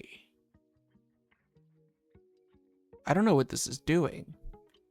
I would assume that this is calculating this S and it leaves it into racks. I guess I don't know what flavor of assembly we're looking at here. I think it puts it into racks. But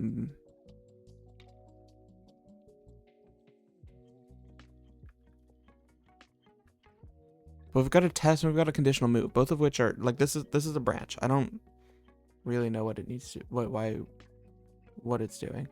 But that's fine. We can skip it for now. So reduce and add ordered. So this is the this is another part that we're spending a fair amount of time on. I can't I guess we can look at it this way. So our reduce sum here we're spending 3.4% of time on. Yeah, so if I go back to here, and we go back to where we were. Yeah, so this reduced some we're spending some time on, which is a little bit surprising because it should be a fairly straightforward operation, I would think, but I don't know. I'm not, something. This is a conditional move. Why is there a conditional move here? I mean, it probably doesn't even matter, but that's weird. This should be fully branchless.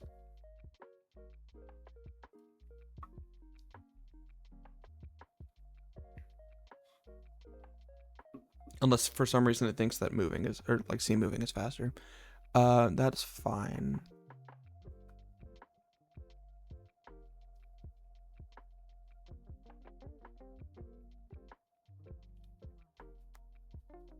And like this add, I don't know what it is. Like adding, this feels out of place because like generally it refers to the code directly above it, but this shouldn't be doing anything. I don't know.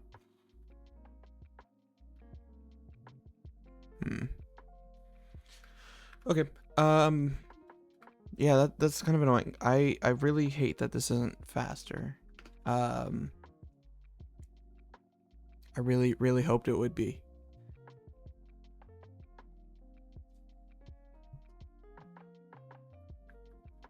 Let's remove this inline never and just do another quick time on it.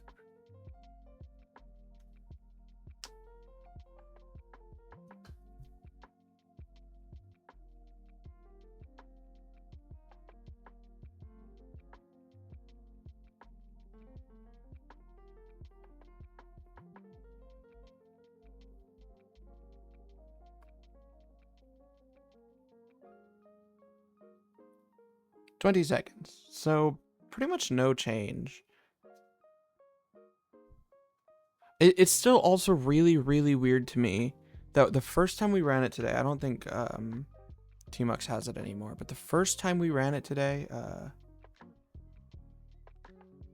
we got it in 13. Wait, I'm going the wrong way. Is it B or D that goes up?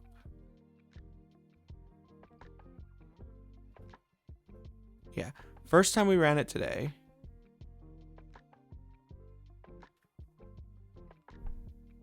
It ran in 13 seconds. Then we ran it again.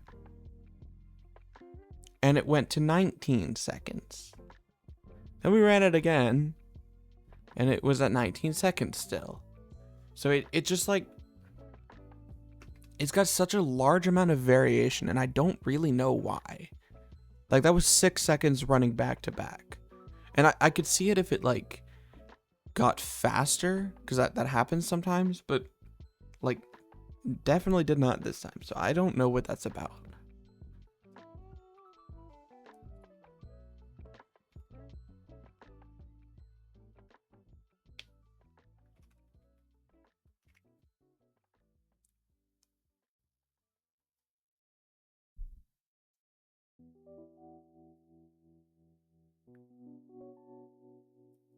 And we're still having hashing being super slow.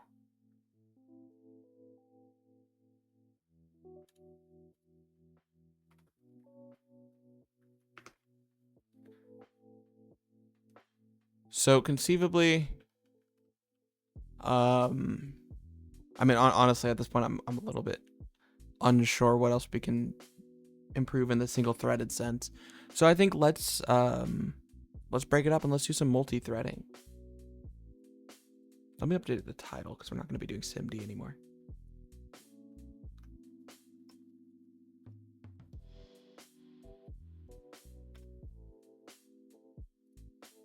Beautiful. Okay. Let's do threading. I'm not going to get rid of the SIMD changes because it is still like it's basically the same speed, except now it's SIMD, so it's cooler like by default.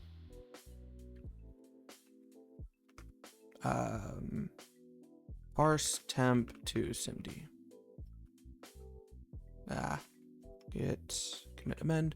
Remove that G. Okay. So now let's do some branching or some threading. So the first thing that we need to do is we need to break up our work. So we've got file, which has 1 billion like rows in it. And we need to break that up into some number of like slices, some, what's the word? Some sub slices, like just take chunks of the data. Chunk, that's the word I'm thinking of. To do so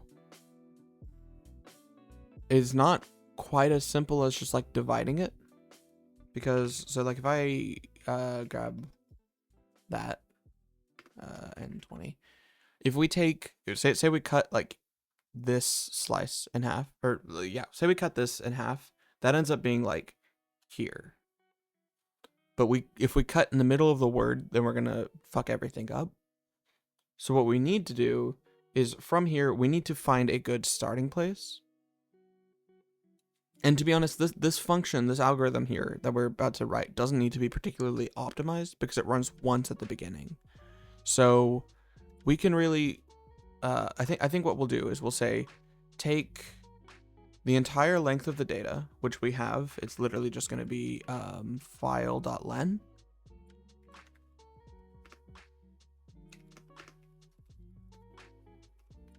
And divide it by, so nproc here is 24, or we can use, what is it? Standard thread available parallelism, yeah. Dot unwrap.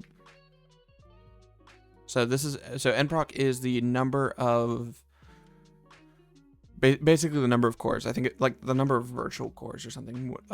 When you open htop, it's this like grid size. It's the number of cores on which you can run threads. And for a high compute application, it makes no sense to spawn any more threads than you have number of cores, because nothing can happen at the same time. We will notice here, especially once we start doing parallelism, that a lot of stuff is now, that it's not going to be, how do I phrase this? The performance gains are going to be kind of not perfect. So like right now I'm streaming off of this computer and I'm running a bunch of other stuff. So some of my threads are more busy than others. So it's not going to be quite perfect, but it'll be significantly better because we're dividing the work. But we'll see. So nproc is a usize. It's a non-zero usize, but it doesn't really matter. We can just get it. Nproc is a usize. Len is a usize. So we divide by nproc, and this is the length in bytes that a chunk should be. So what I want to do is, for this chunk, I want to say file from chunk len, and I want to find the first new line.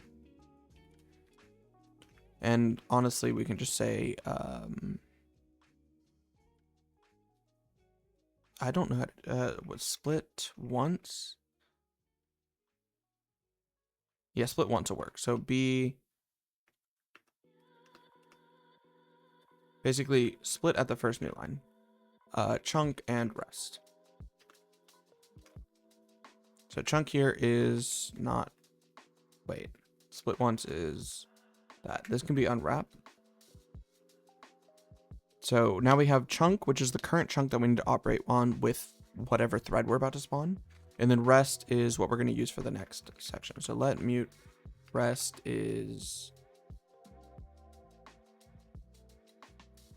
file at chunk len. No, this is a little bit weird. So rest is going to be file.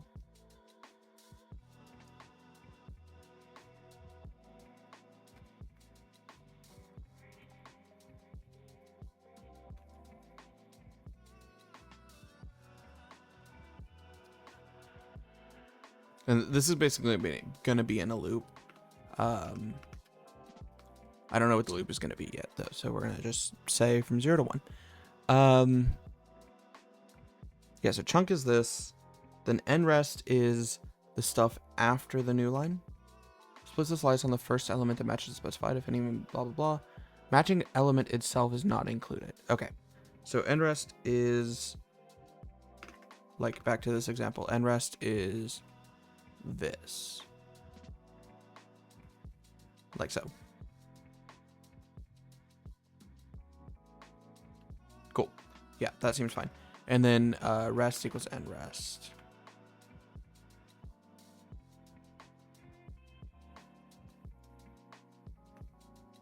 And then here, instead of being file, we're going to say rest.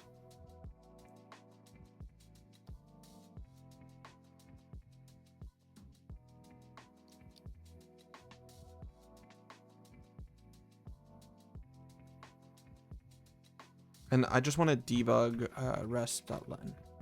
Or no, chunk.len. And then just return.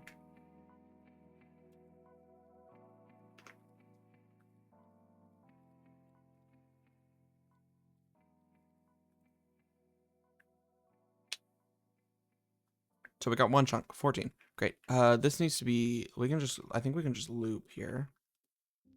And then it's going to panic.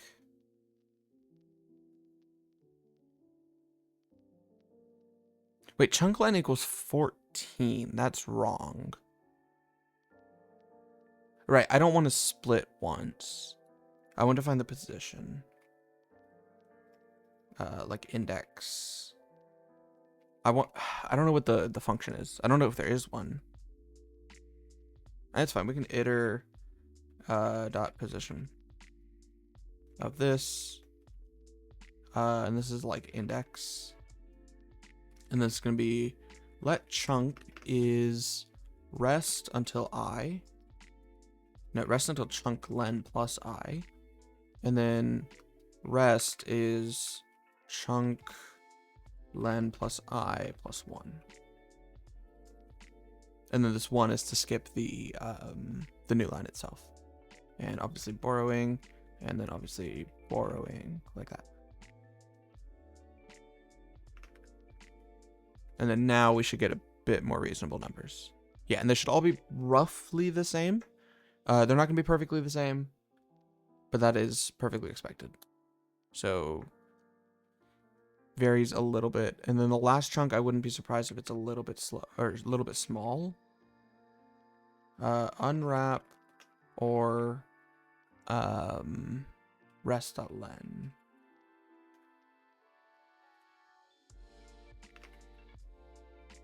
And this one's going to be an infinite loop. Oh, that's not at all what I meant to do. I don't know how that showed up.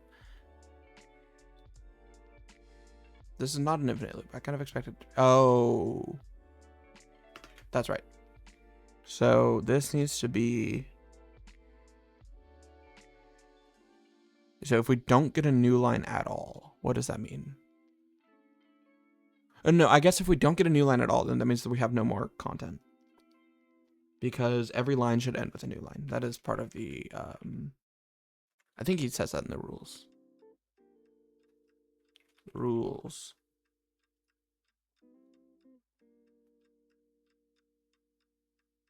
Line endings in the file are new line characters on all platforms.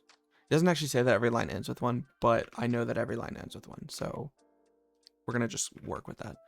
So we're just going to say let some else break. There. No. 386.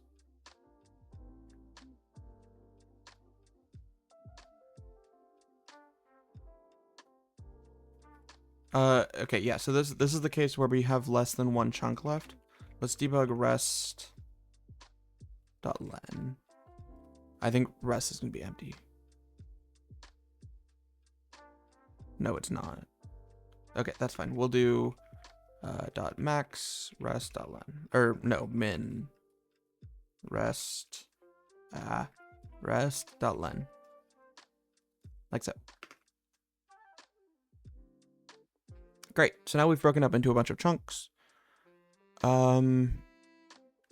Let's do this. Let's debug chunk to 10. Standard stir from UTF-8. Dot unwrap. And then let's also debug chunk with chunk dot len minus 10. So just the start and the end of the chunk to make sure that everything here looks reasonable. So start, that's fine. That looks fine as well. Everything should start and end with the correct data, pretty much.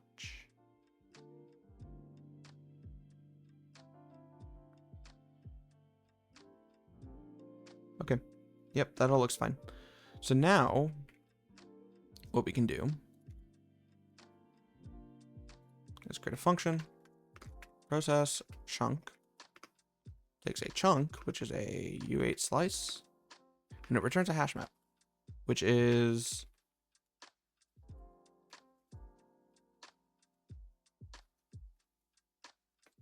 this guy. And this is going to be an a hasher. No, there's going to be a build hasher over that.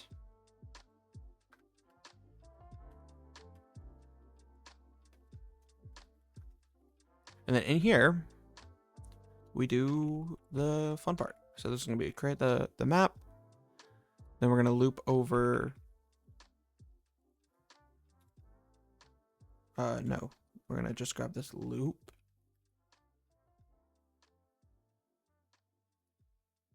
Like so. And then finally, we're going to return the map. And then in here, so map is not a thing, but what we do have is let mut threads is a vec with capacity nproc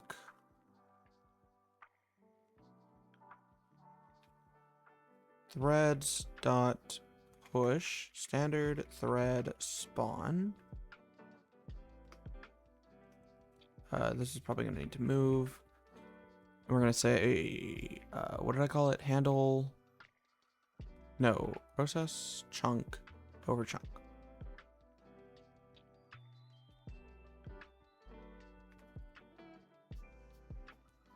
And then we're going to say for thread in threads thread.join .unwrap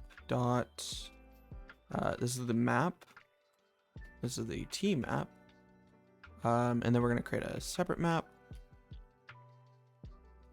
here. And this map is going to be map.extend tmap.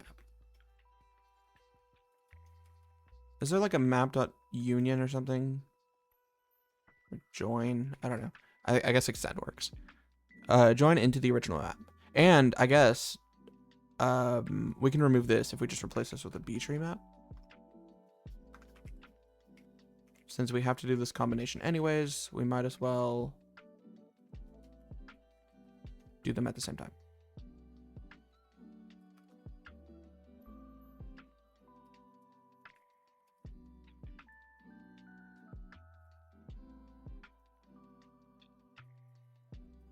Great. So now we're gonna have a couple of issues up here. This is chunk. That might actually just be everything we have an issue with down here.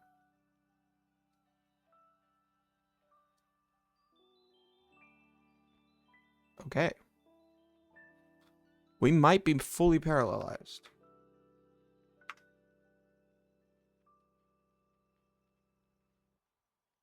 Well, it ran in 2 seconds, but it also seg faulted, so that's cool. Oh,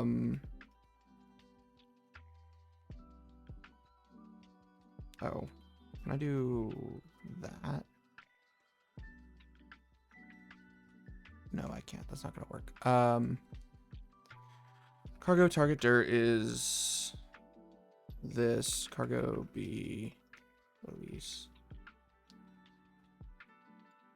Or I guess I could just GDB cargo target dir release. What is this called? OBRC.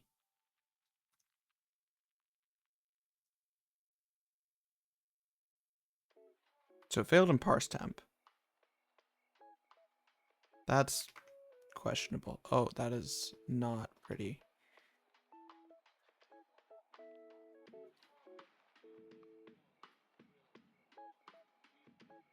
Process chunk line 399. What is 399? Yeah, fuck, it failed in parse temp. That's not good.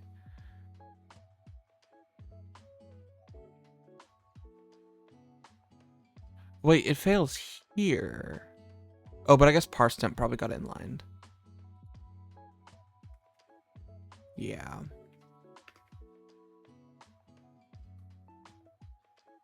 That's not very good.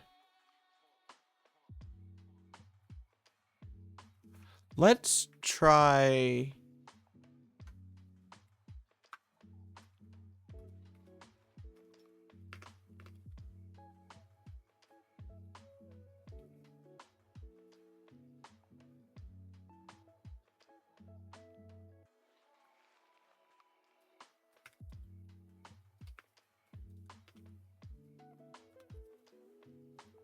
Oh, fuck, that's gonna be annoying, isn't it? If I get stash and then I revert, I don't really want to commit this. Yeah, that committed it anyways, that's fine. Get stash apply. Ah, fuck you. Ah.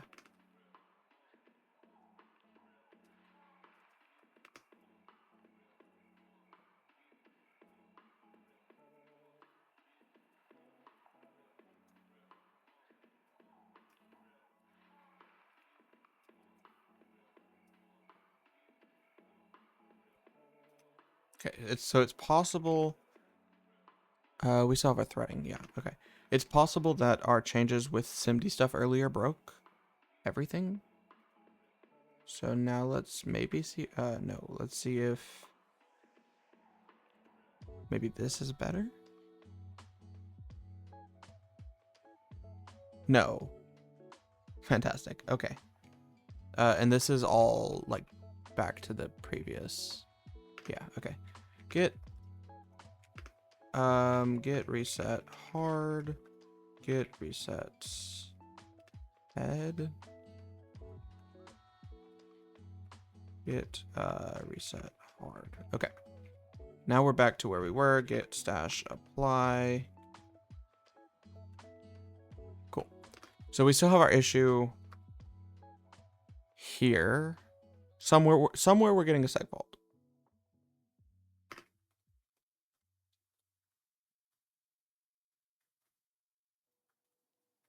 Let's do, so if we do this, we're still getting our seg fault. Like nothing changed and all that git shenanigans. Yeah, so let's do GF2 on here. Let's run this.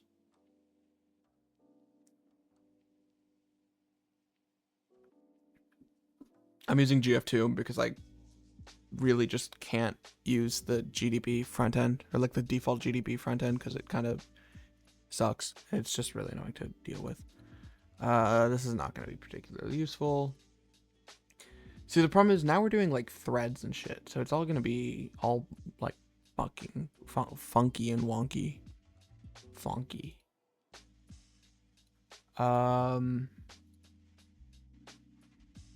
So within process chunk, yeah, obviously. I don't know if I can like inspect anything here. So like temp. Also, I don't know how well this will work with Rust. I've never GDB'd with Rust. Or I've very minorly GDB'd with Rust. What is it saying shift F10 for? Whoa.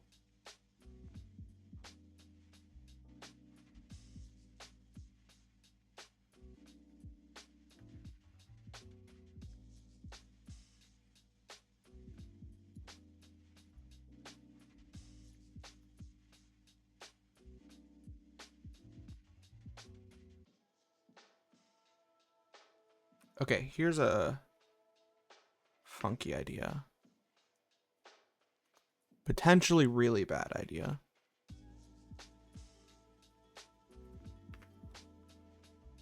No, go away. I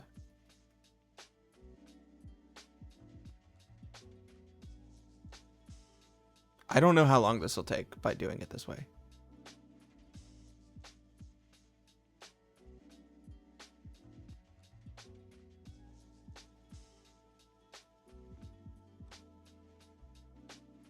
But I'm gonna wager it's gonna be a fat minute. Yeah, this probably wasn't the greatest of ideas. Okay, let's let it run in the background. Might be standard stir from UTF-8. Might be faster to print, actually.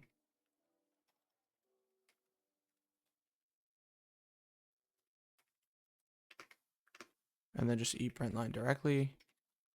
Basically, I want to see what the actual error message is, or what the string that produces the error is. And I don't really know of a better way to do it than just literally print the string. I mean, all of these seem pretty normal. There are some that are like super long, but no, that's just the name. I don't know how this is going to end up for like bitrate, but there's just a bunch of text scrolling on the screen, so it's not particularly important that you actually be able to read it. I can't read it.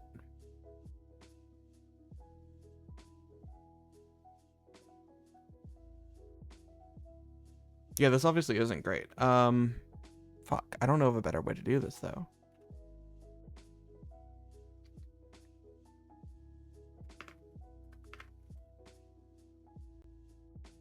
I mean, we're definitely creating threads and definitely running them. Not running them at full capacity right now because it's waiting on like standard or like on IO.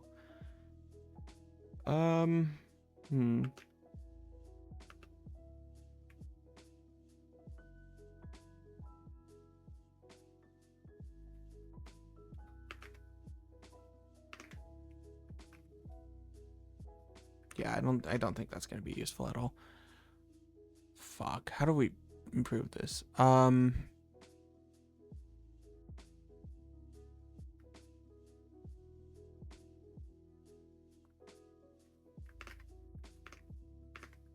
it was already running for a minute and a half. I wonder if line dot contains a semicolon, or if we don't contain a semicolon, I can see it's segfault. So maybe if we do that, oh no, wait, no, we're doing contains. We're doing that. It's possible that this might work. It'll still be slower, but it's not. Okay, so it does contain a semicolon. I wish I could have it like print the string only when it segfaults. You know what we could do? If I did inline never.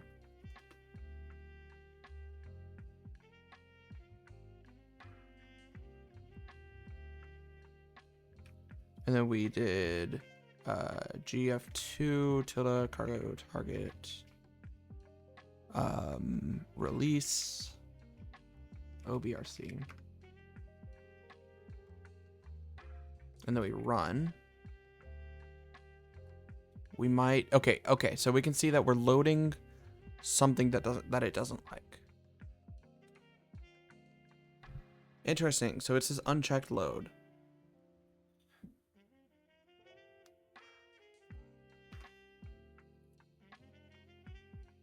So somehow I think one of the assumptions that we're making in here is incorrect. So 5. Every string should be of at least length 5.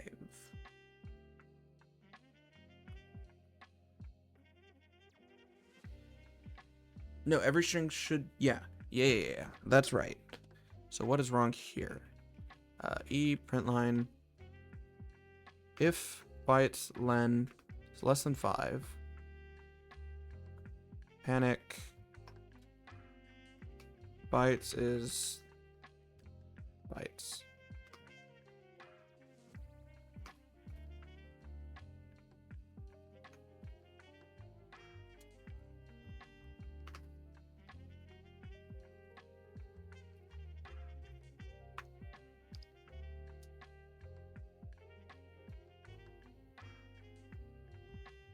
Okay, so no, that doesn't fucking error.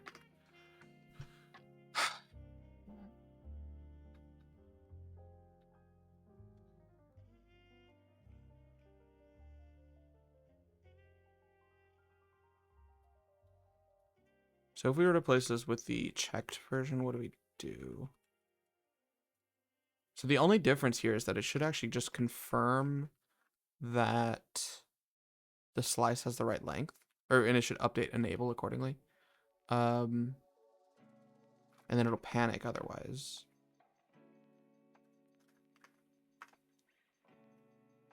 So does this panic? It does not. It still doesn't panic. What if we GF2 on this again and we run it?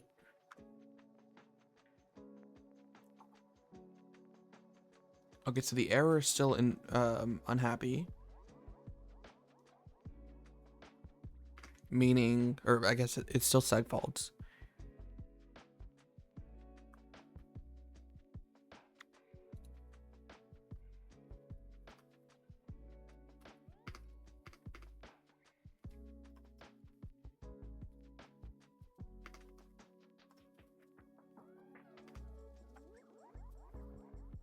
It's also just really interesting because we didn't have this issue in the single threaded version.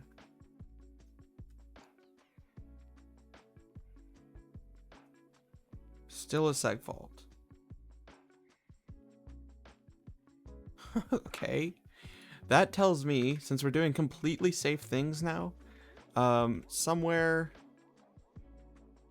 out here, I don't care about you. It's like out here, one of our unsafe things here is breaking, which is scary because this code is somewhat scary.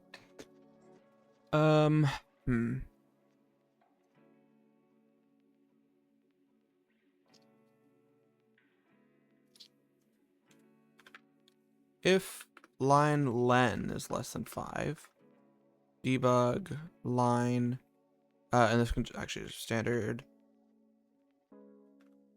stir from UTF-8 line unwrap. No, not GF2. I just want to do that. Does this ever print anything?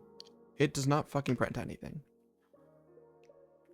But if we did 6, then it will print stuff, obviously, because... No? How does that not print anything?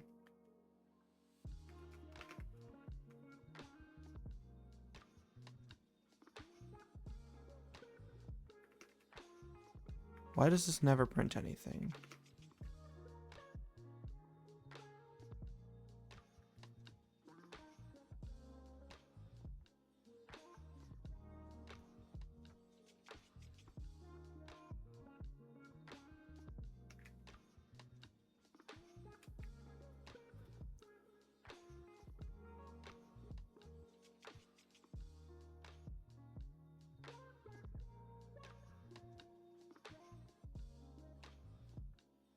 I'm really confused.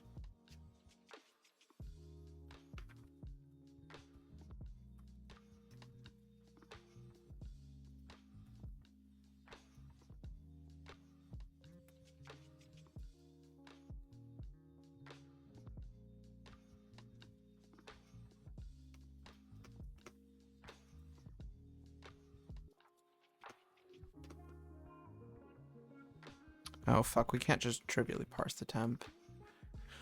Fuck. What do we do? What do we do? What do we do? I don't really want to just implement temp parsing again.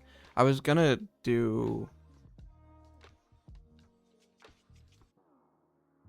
Yeah, that's fine. We can, since we're just testing, we can say let temp equals 0. I don't know, 42.6. No, 426. Minus, because why not? If we run this, it'll be slower. But it still seg faulted. Where does it seg fault now? Probably on the split.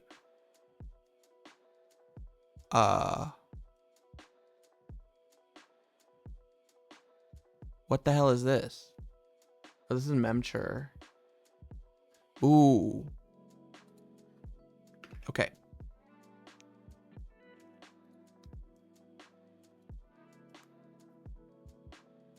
This is a little bit better.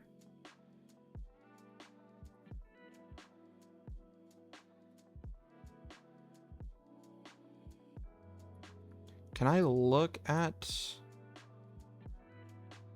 And yeah, okay. All of these are kind of fucking useless. I can't look at NL pointer. Optimized out, of course it is. I can't look at rest. Error reading value requires that many bytes, which is more than max value size. Yeah. Rest is...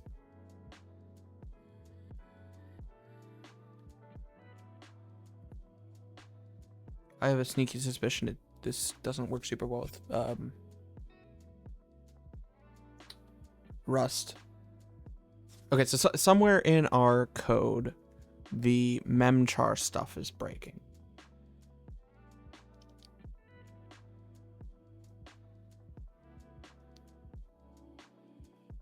Which is great, because this is totally not at all questionable code. So we, first of all, take a pointer to rest, which is chunk, and the chunk pointer seems like it should be fine.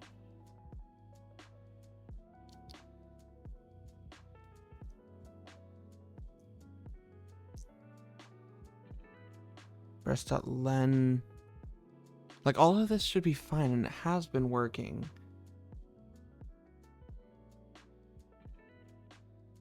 So there's some weird case here where rest.len is not...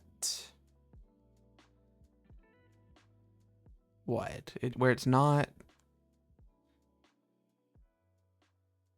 What is the case here? Like, not even like an overlap of chunks. Overlaps of chunks wouldn't do this. I could see this if chunks didn't have clean start and end, but we know they do. We already checked that. I mean, we can check that again.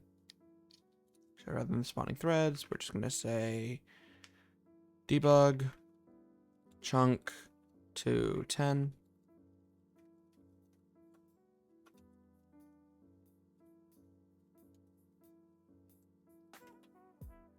And chunk.len minus 10.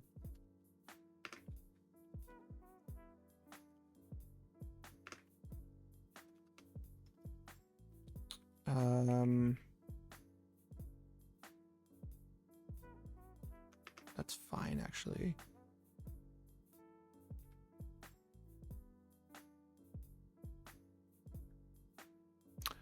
Oh, that's it. We lose the trailing new line, and this code assumes that we have a trailing new line. This is the case of if null pointer, or a new line pointer is null, break.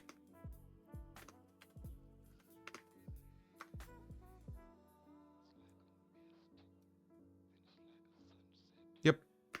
Fantastic.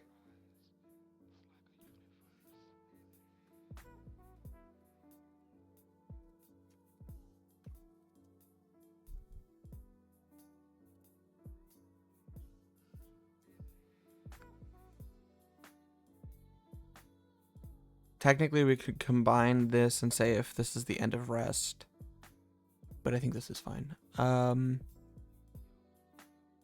Did we do any other weird changes? Are we printing anywhere? ePrint line or ePrint or debug?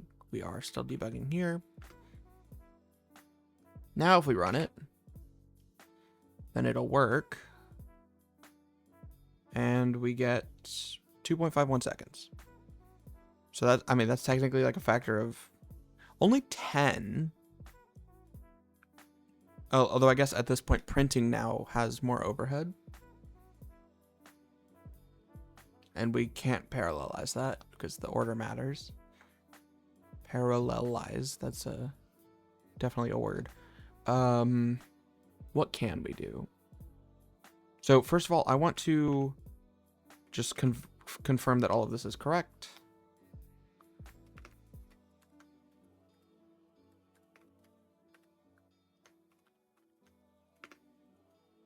Which it's not. Oh shit, it's actually just not. Oh, right. We're not merging correctly. So merging, I thought there was a way to merge with a map.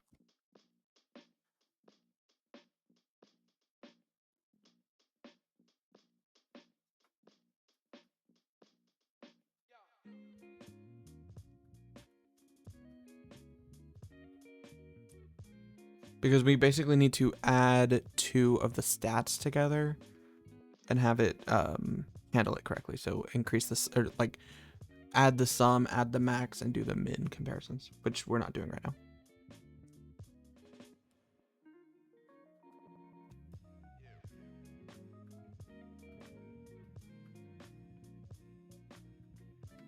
Yeah, I definitely thought that there was a.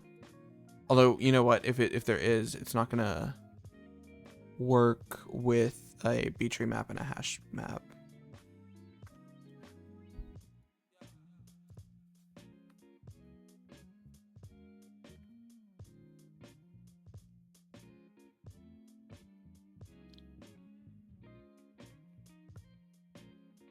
Yeah, there's a pend, but that requires a B-tree map.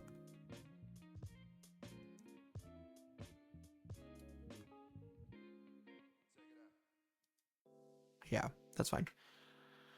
Okay, what do we need to do? So we need to say map. No, not map. We let's say for entry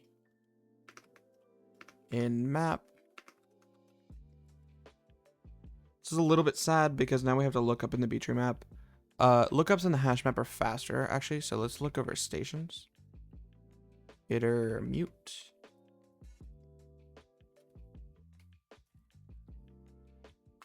Sorry, like that. So key is that, value is that. We can say map dot get k. Fuck, this is actually really weird. We need to iterate over map, specifically because of the first iteration. That's a bit annoying. Or dot get mute. No, dot entry really. K or default plus equals v.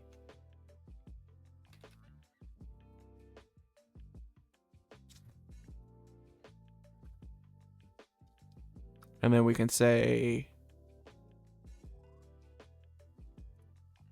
impl add assign for stats. So what this will do is self.min equals self.min.min rhs.min min max sum plus equals rhs.max or dot sum, and then count is also that. Pretty simple.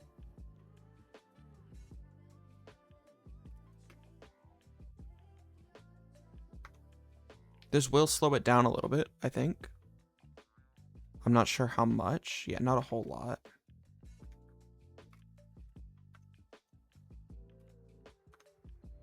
And we're still wrong.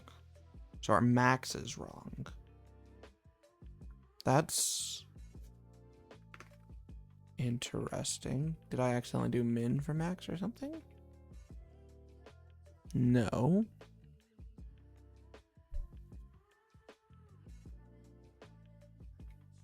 It's interesting that it is only the max that's wrong.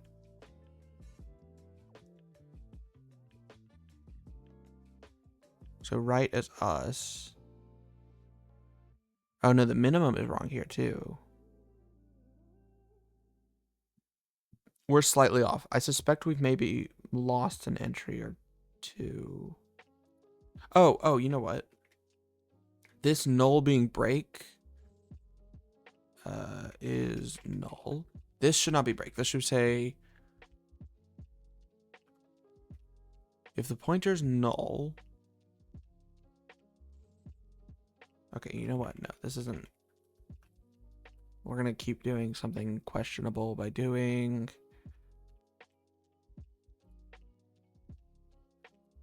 that.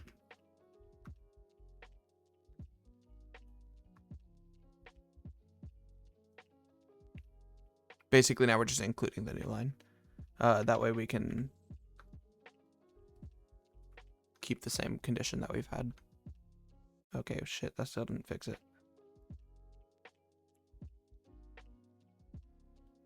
Are we maybe missing a chunk? So we have the first chunk. Let's go look at what our chunking is. So chunking is this guy.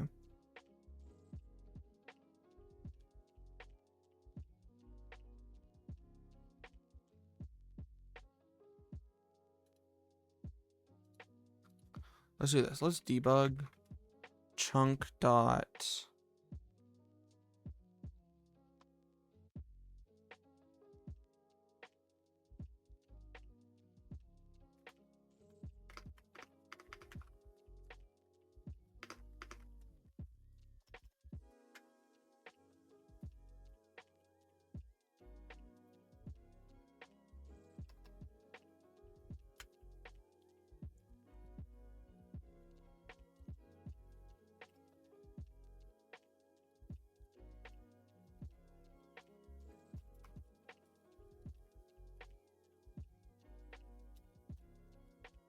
So this end, which is this like just the sum of the lengths of all chunks, should ultimately equal the same as the length of the file, which it does not. Okay, that's an issue.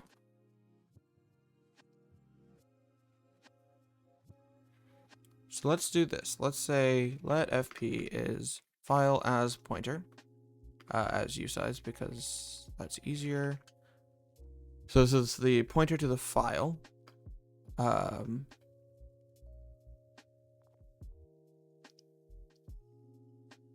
Which is just gonna be some number. Actually, no, let's keep it as a pointer. That's fine. I want to do chunk as pointer.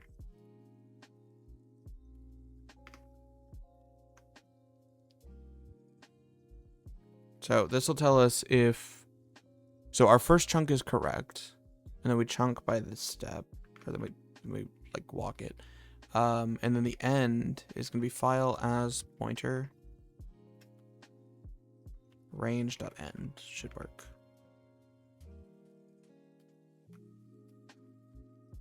Chunk as pointer range. Actually, I think that's a thing we can just do.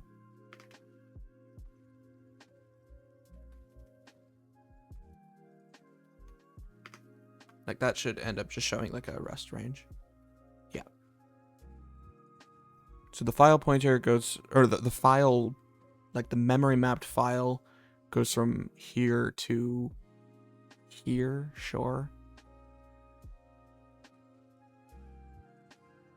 I gotta fix that. That offset by like,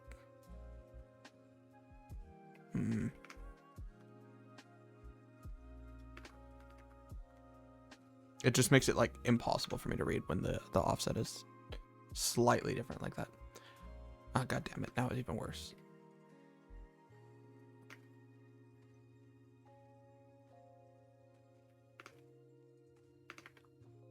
What?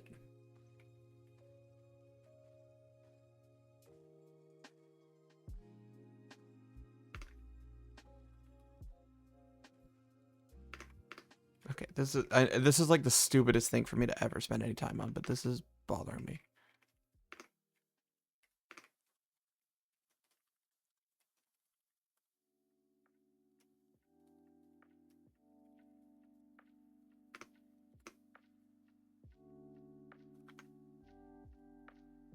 And literally none of this even matters. Just fucking do the thing. File as pointer range. That.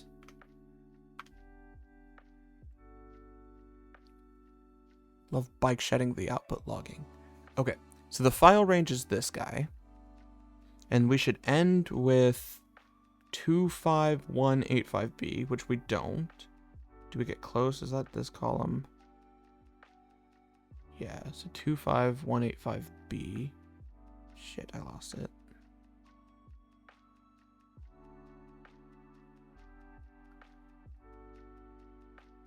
We're not even close. I think we dropped a chunk. All right, I think we are missing the final chunk. Like, this shouldn't be break.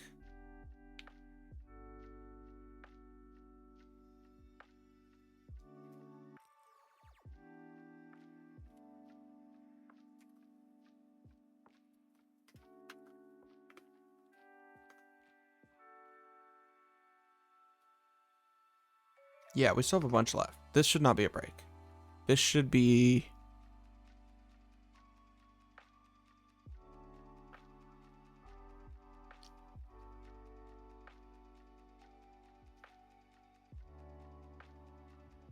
zero.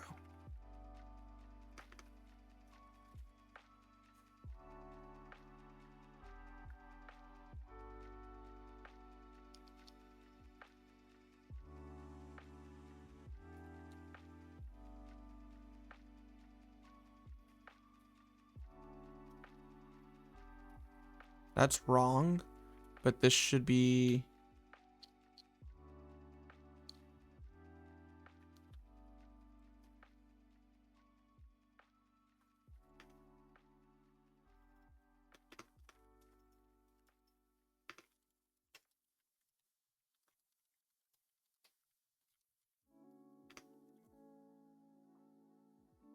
that.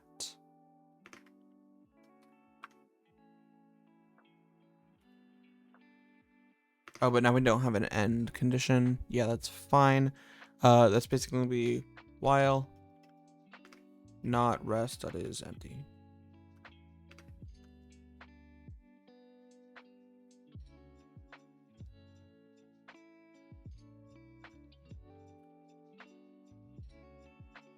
So that's obviously wrong.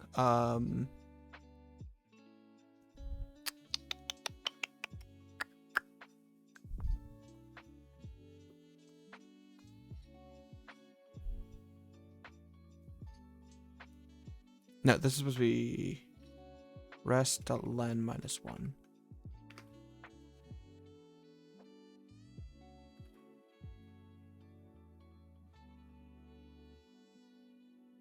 Uh, 065185B. 065185B. Okay. And then I also just want to let mut I equal 0. Or n. So this is correct now, but I want to n, or I guess we don't even need that. We can just say assert threads len equals n proc.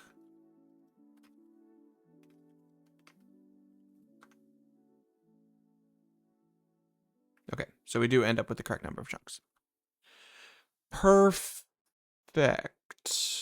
And this is basically chunk.split at, or I guess rest.split at. Although I don't want to do that because I do want to just be able to reassign rest, which is not possible with split at. Okay. Let's run it.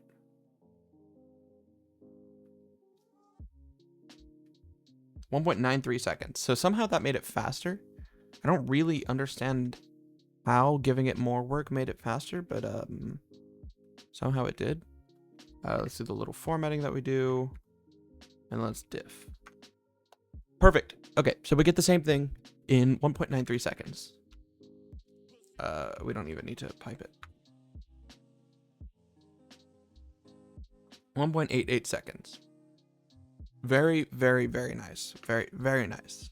Fantastic. Okay, I'm pumped at that as Some kids may or may not say. Let's do a quick perf record. This isn't going to give us, I think, a whole lot of information. Oh, it's also really fast. Purely because we're doing threading, but I do want to see if maybe there's something in the print that we can improve. Yeah, end up just pressing up arrow like 35 times to do a command that would take a second to write out, but that's the terminal life. That guy, yeah, see, it immediately gets like nasty.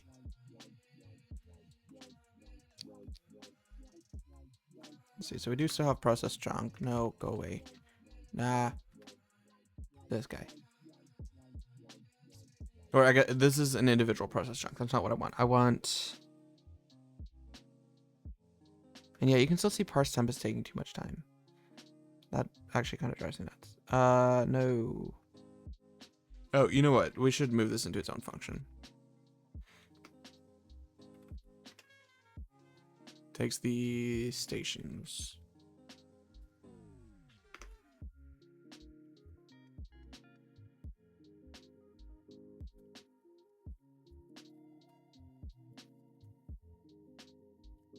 And this should not be down here. This should be up here, obviously. Do I have any inline instructions, by the way? Or like inline never, I mean. Nope. Okay, good. Because that would do some mild performance problems. Yeah, so we print. That is a-okay. And now let's perf record again. And maybe we'll see something on that function we just created.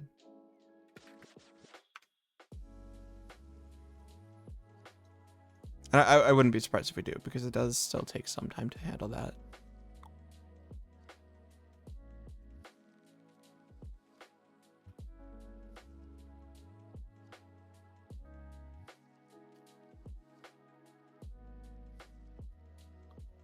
Although maybe not all that much time.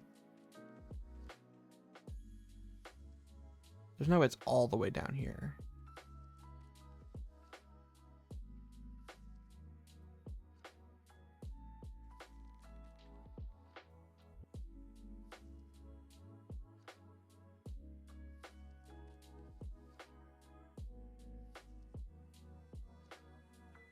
No, this is definitely not all the way down here.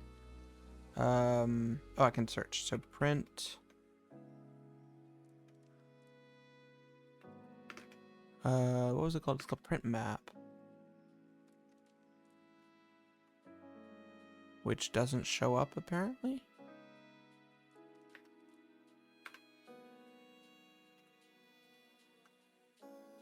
Or it... I don't know. Okay. I wonder if a cargo flame graph is going to be interesting at all. Let's find out.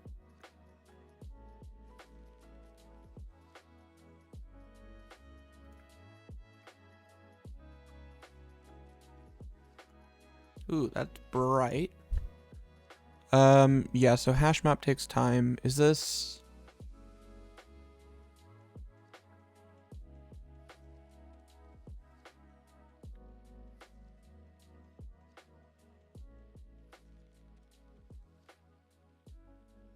What is this? Oh, this is process chunk.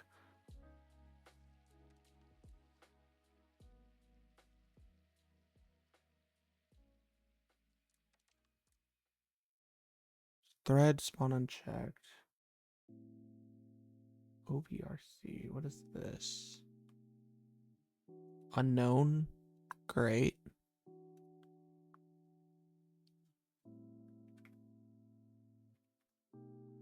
Enter a search term. Oh, this is, I guess, within FlameGraph. Honestly, it might just not show up in the output at all for some reason. I don't really know why, but...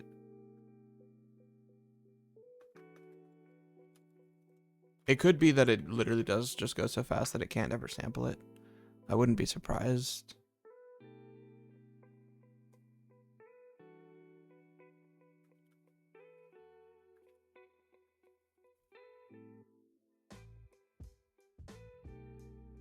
Yeah, okay, I'm gonna just say that this is already too fast of a function. And so it doesn't really ultimately end up taking any time with all the other stuff. You know what we could do is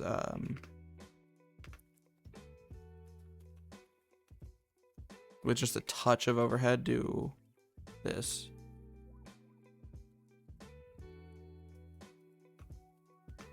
Just to get an idea of how long it does end up taking.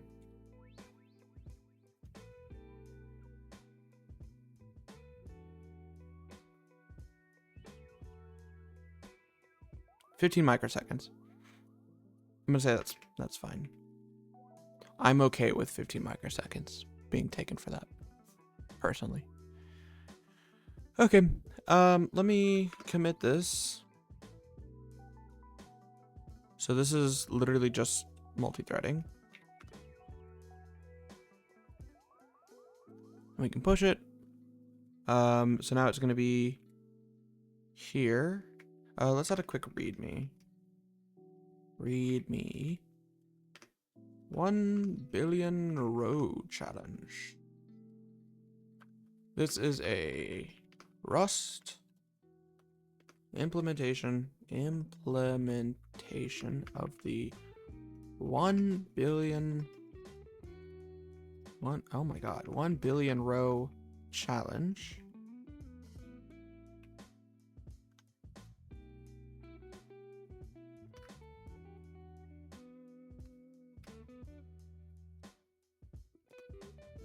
The 1 billion row challenge.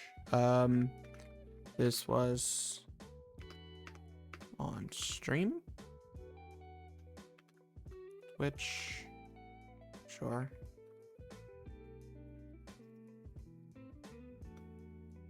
And then I'll on the YouTube. I've uploaded a couple of these videos. I will upload this one and then create a playlist, and I'll throw it in this readme. That's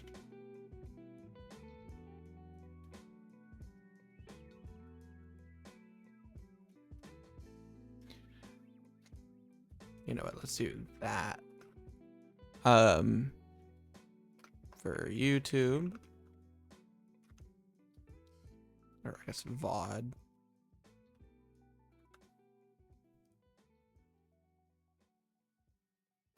Anything else of import to put in here? I guess like build cargo B release run.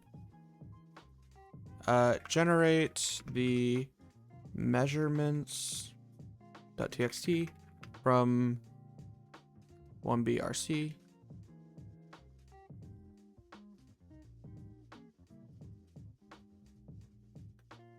And place into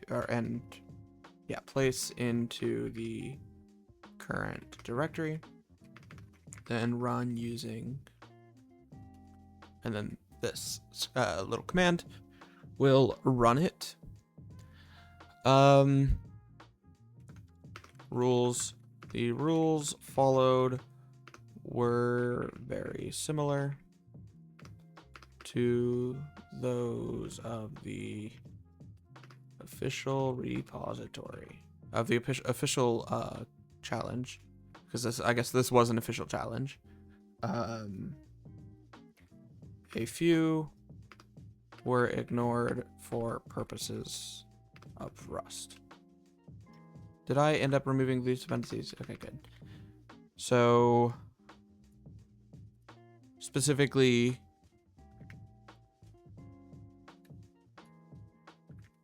nah, I don't care. Rules followed were very, yeah, I don't care. This isn't important. Okay, great. This is Rust implementation of the 1 billion row challenge that generate the measurements.txt from that and run using this. This will be done on stream. Great. Let's do that. Let's add the README. And then go ahead and upload that.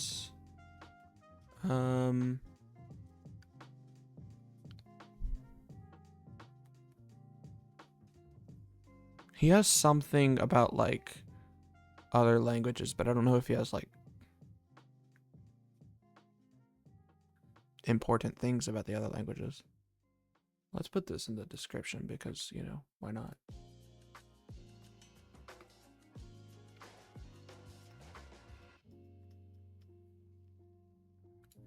Can we include this as a topic? We can, okay. 1 billion, or I guess 1 BRC, Rust, optimization, performance, reds, SIMD, use all of the keywords. Okay. Perfect. Everything. Okay, so no, it can't, but GitHub is just gonna fucking delete everything. Jesus Christ. 1 BRC. Rust, optimization, performance. What else do we put? SIMD. Threading. Multi-threading. What other, like, keywords? That's all that matters. Who cares? Do that. Refresh, make sure everything's still here. Cool. Sounds good. Here is the link to the repository. Nope, that is the Git repository. This is the link to the repository.